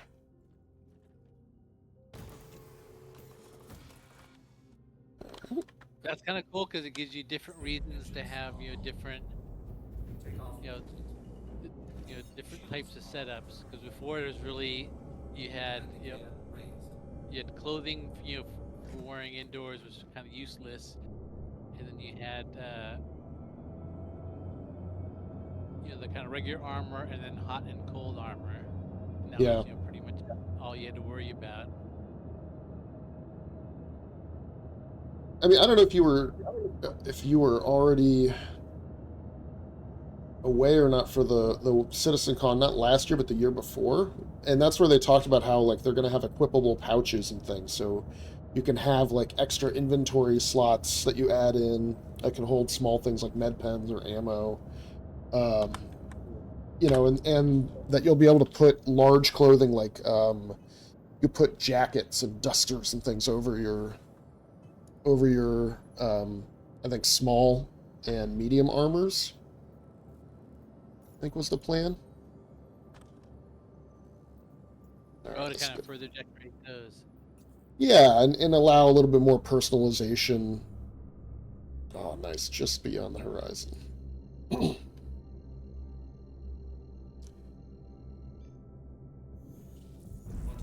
Yeah, that's one thing I've enjoyed is that, because back in my day, everybody got, you end up with everybody in the kind of white undersuit because of the... I mean, that was the case until this patch, right? If you were going to do anything in a ship, anything that wasn't first-person combat related, you would just wear your white undersuit and pick up armor as you went, or you'd wear the most generic armor you'd found or could buy. Yep. And now, like, I'm going to run around in this Dust Devil armor, right? Like, that's a pretty cool set. Yeah, and it makes walking around like a station more fun because you could actually like, what the hell is that guy wearing? I gotta go find that. Yeah, I don't know how much I Which, love the helmet. I might swap that out for something, but the rest of it I'm keeping. yep. We'll play dress up when I get back to the station. Actually, I'm going to AFK real quick. Be right back.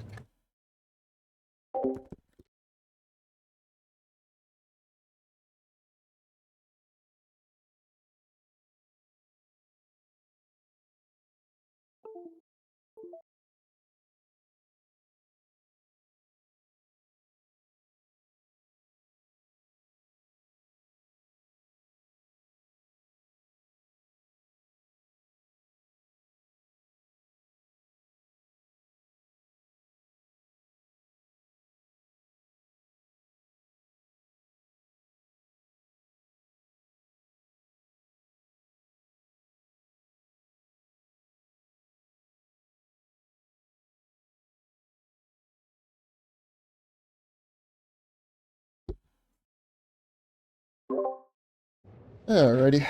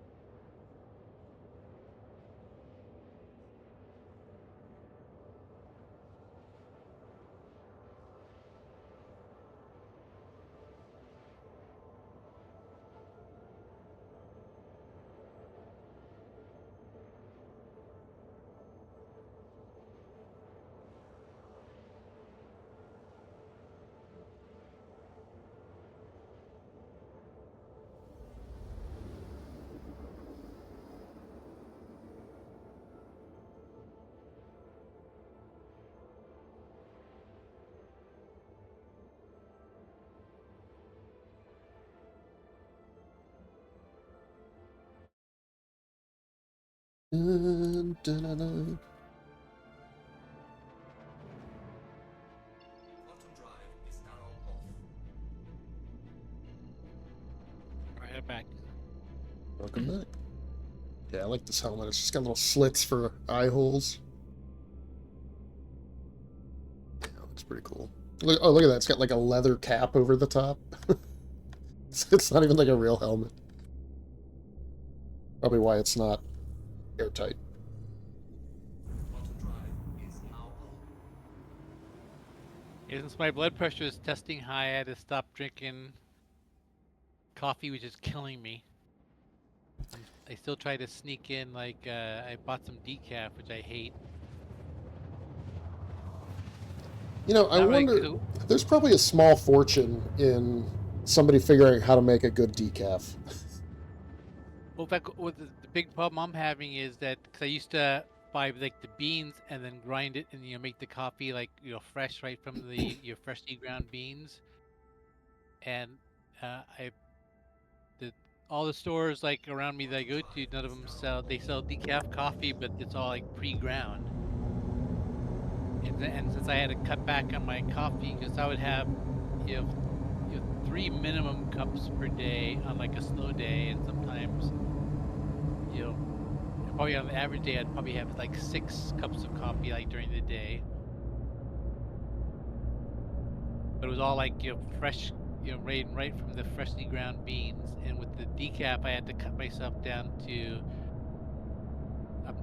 I still like sneak in probably like 1 or 2 cups per week.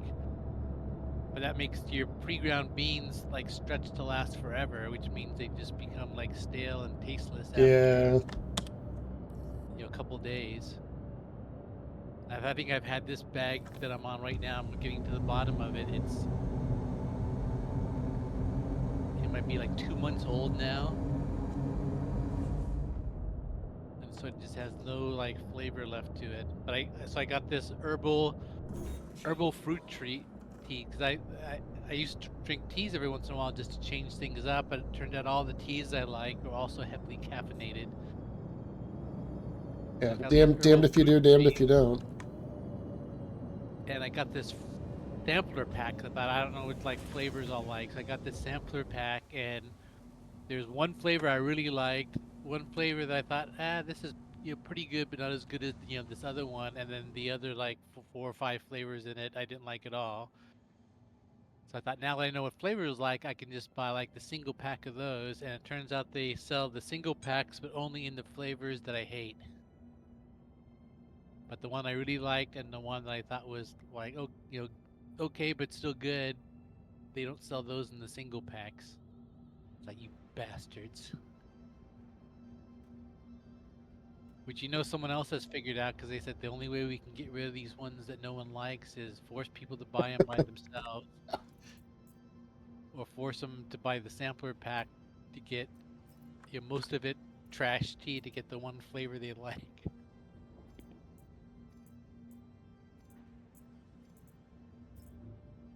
Yeah, I didn't realize how much I was addicted to like a hot like beverage. Because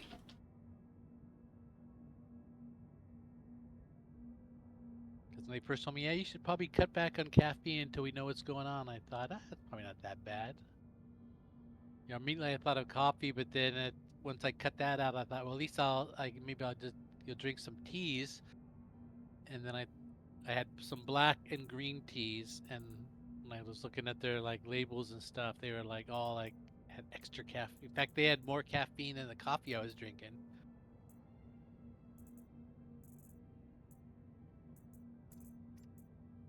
How much can we move here?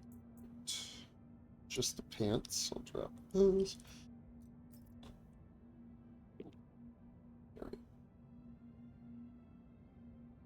Oh, open. Oh, this is a bug too. All the audio inside of the ship goes away sometimes. Yeah, I And think now I it's noticed on. that. I couldn't tell if you just had like your sound turned down. Or once, but when we were in one of your ships before, I thought, wow, this is extra quiet. It's that luxury, feel, the sound dampening. Yeah, the one thing that's kind of confusing me about my play will be is because I have just a cutter, so my permanent hangar is going to be cutter size. That's the biggest ship I own. But then if I buy a caterpillar in game, I guess I have to call that from a ASOP terminal in the station or spaceport, and then I'll get a big hangar, which I guess then gets an elevator, so I could call my cutter from there as long as I never leave that hangar. If I store that's when I was watching that video about the how to get around the auto loading bug. I thought, I'm not sure if I'll be able to do that because the whole trick was the guy was loading it in a C2, but he also had an M2. So then he'd go down to his personal hangar, call the M2 up, then store it, then call the C2 up with the Yeah, cargo. it's just such a rigmarole. And then sometimes what'll happen is as you're crossing server boundaries, right? Because we've got server meshing now, some of your cargo will just vanish. It's like, wait, I thought I bought, 150 SCU of this thing, but why do I only have 142? And it's like, oh, one of the 8 SCU boxes you bought, it just decided to not come across the server boundary with you.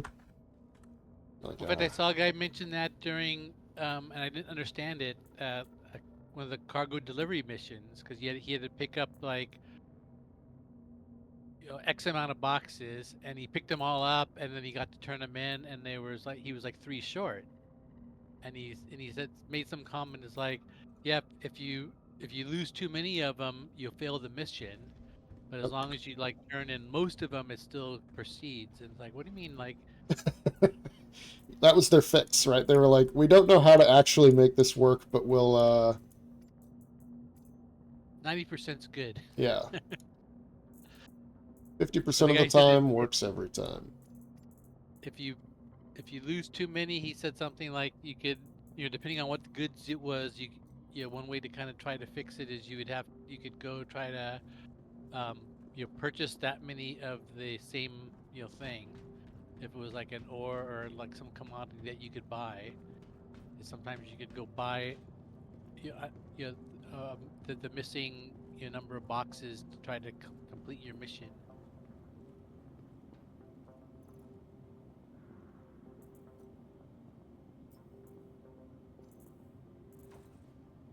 And also, I saw it with the guy salvaging, but I think that was another problem. He was in the Vulture, and so he had stripped some ships, so he had like a pretty full cargo bay in the Vulture, but then he still had he hadn't filled up that hallway yet, and he got a bunch of smaller guns and put it up next to where the boxes spit out. He kept a shelf there. So he put some like missiles and smaller guns from the ships up there, Mm-hmm. but then he got some like big gun from like one of those like Vanguard series. It has like the big Chen gun, and so he put that in the hallway of the Vulture, but then it wasn't there when he got back. Yeah. But then If you don't snap stuff to grid, you're yeah, really risking it. But even sometimes stuff snapped to grid doesn't come with you.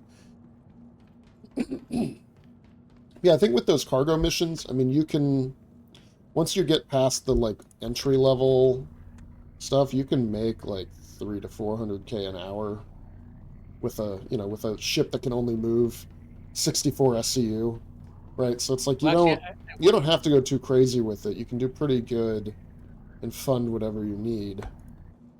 With I watched this IAE guy. coming, oh sorry, go ahead. Well, it was a guide like how to how to get the best start in 4.1 type of guides, and it was a guy that I used to watch from Elite Dangerous. I forget his name now, but yeah, it's been doing guides for a while. But his guide was you um, you start out with just the kind of rookie mission. So you go do that one mission to get your kind of rookie level missions, Hmm. and then you fly over to Area 18. And he said you can only do it there because then from the station down to Area 18, they have 6 rookie missions of 6 boxes each for 50K each, and you rent Welcome to the ASOP vehicle a Hull retrieval A, system. which can do all 6 missions in one load, and Your that's vehicle has been moved to our 300K storage per trip.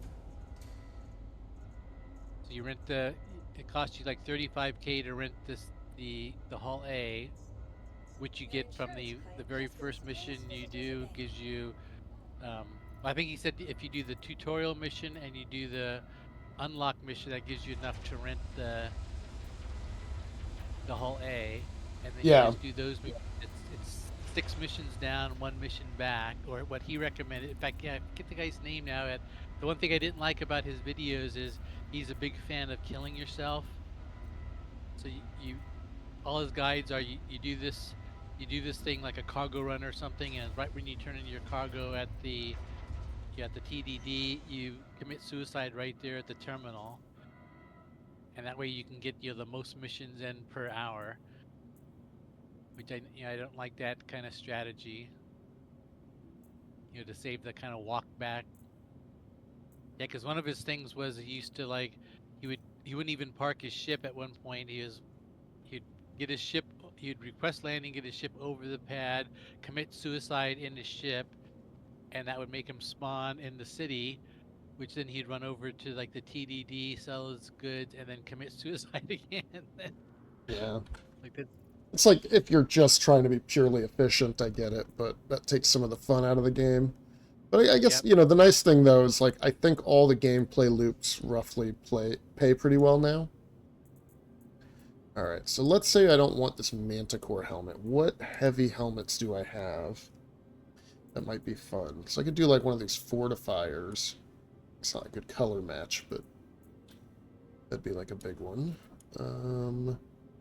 I can't remember the one I used to like that looked kind of like a Cylon kind of eyes on. There it is. Yeah, The one on the bottom these. right. Oh, these guys, yeah. Yeah, what's his Let's name? see, Yeah, this is Paladin. That was it. black and white, black, gold, and red might fit. And then black, let's do black, gold, red. Eh, Yeah, I'd use black, that helmet with silver. the.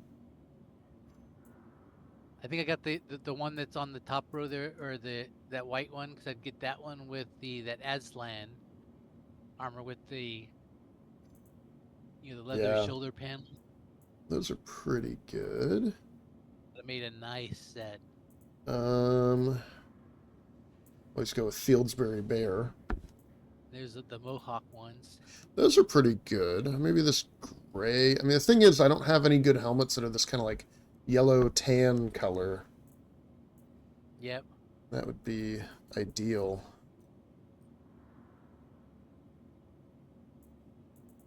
I mean, the microid ones would work, but those are light armor, so I'd rather just go with more heavy armor. Fortifier base is like gray. Not bad. Maybe like a Void Ripper. 2 yellow. Yeah, I don't know. I might be sticking with the default Manticore helmet. It's funny because it brings back so many memories of I told you I always like to try to switch out the helmet to get the faceplate version of a helmet because I like that better. And so I remember spending lots of time like comparing like different shades of blues. Like Right? there's like a blue and an Imperial, which is kind of blue, but I'd get like an armor like that RO, kind of one that you get on Crusader that's got the white and blue, but then to find like the G2 helmet that had the closest shade of blue, to the blue that was part of that other set of armor, and you couldn't get it exactly matched, but I think there's 3 versions of blue, and there's one that matched it the best, and the other 2 you could tell it didn't match. That's pretty close. But I have an Overlord set I'd want to wear that with.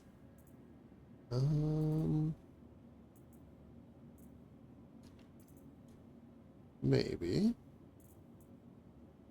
Let's do this one. Less good. I don't know. I'll have to be on the quest for the perfect helmet. Like I said, it's like I remember doing that way too much. Yeah. And if it's just a little off, it ends up bothering me. It's not bad. The Like, Morozov SH is a similar yellow. Yeah. There's a Pyro version of the Morozov armor that would look pretty good with this, I bet, but I'm going to have to go find it in Pyro now. Yeah, that one, the yellow matches good, but then that, the kind of blue, it had like kind of a blue-gray instead of that, Yeah. kind of more kind of brown-gray highlight of the armor. I mean, it's hard, I just want this without the horns, really, is all I want. Oh, well, let's find some good... Are those Patricopium? Yeah, maybe it's the horns I need. All right. Oh, and I saw something. There's a cave copium. Oh, yeah, there's another thing. It's another... Once you unlock the main mission, now you can do, like, Cave Copian or any of these other ones that are also required. Gallant Rifle. Sidearm. What do I want for my sidearm? Probably a... Have you seen the LH-86 now? No. Alright. They're hilarious.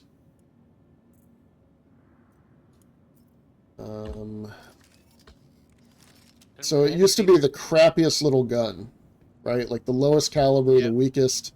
So now when you fire them, they're fully automatic. Ooh, machine pistol. Yeah, it's a machine pistol. So you get some compensators on there, and like it's actually really good. And you reload it super fast, and like it's a lot of fun. I mean, I still like the Coda more, but it's an interesting addition to the game, to be sure. I like the Coda a lot because it was, but it only had the 6-round magazine. Right. And it had no skins to it when I stopped playing. So I actually had another pistol it had a larger magazine, and I could get skins to it that would match either my armor or like the rifle I was using. But I don't think it was the... So I think I kept looking at the LH6, but I didn't like it.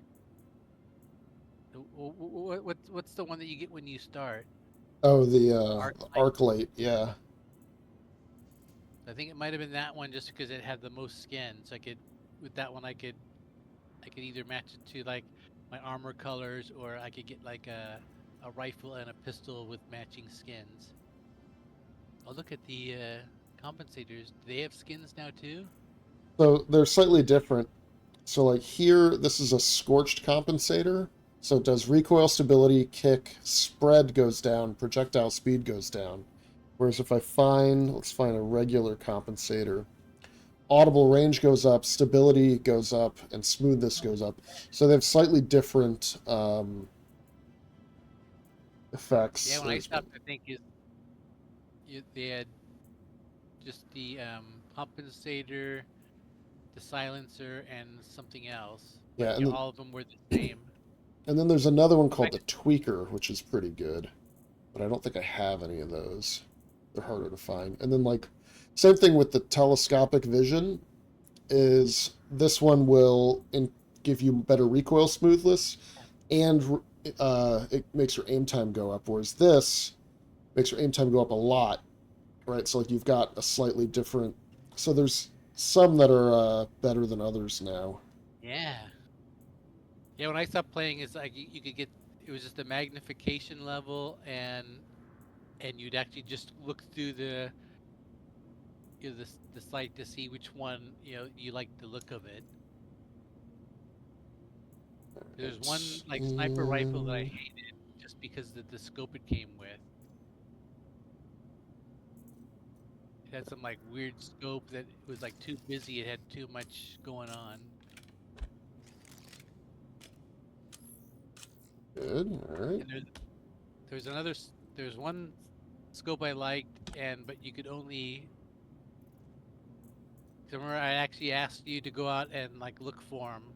You could get them off of like one specific rifle, and it had just I like the way that when you look through the scope, what the way it looked when you looked through it, versus the other one that was more common to find.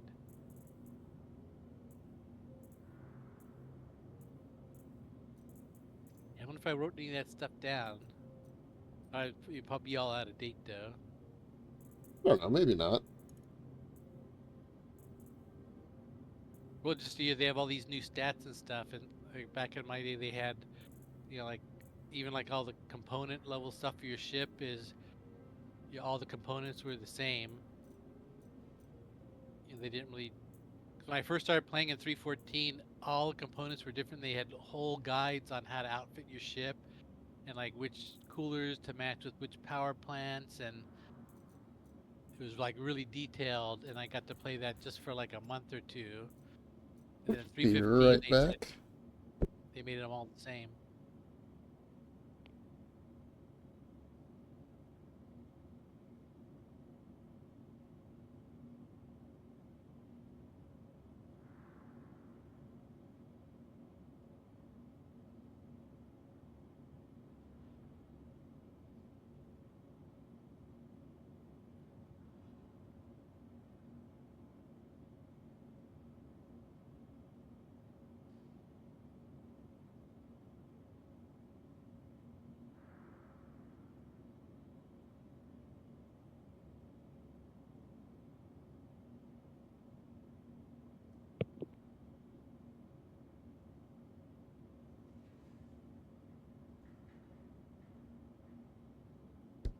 Kraig, I'm gonna have to hop off, but that's a good stopping point anyway. Yeah, So at least you're at a good log off point. yeah, all right. I'll catch you later. All right, thanks for the viewings. Yeah, for sure.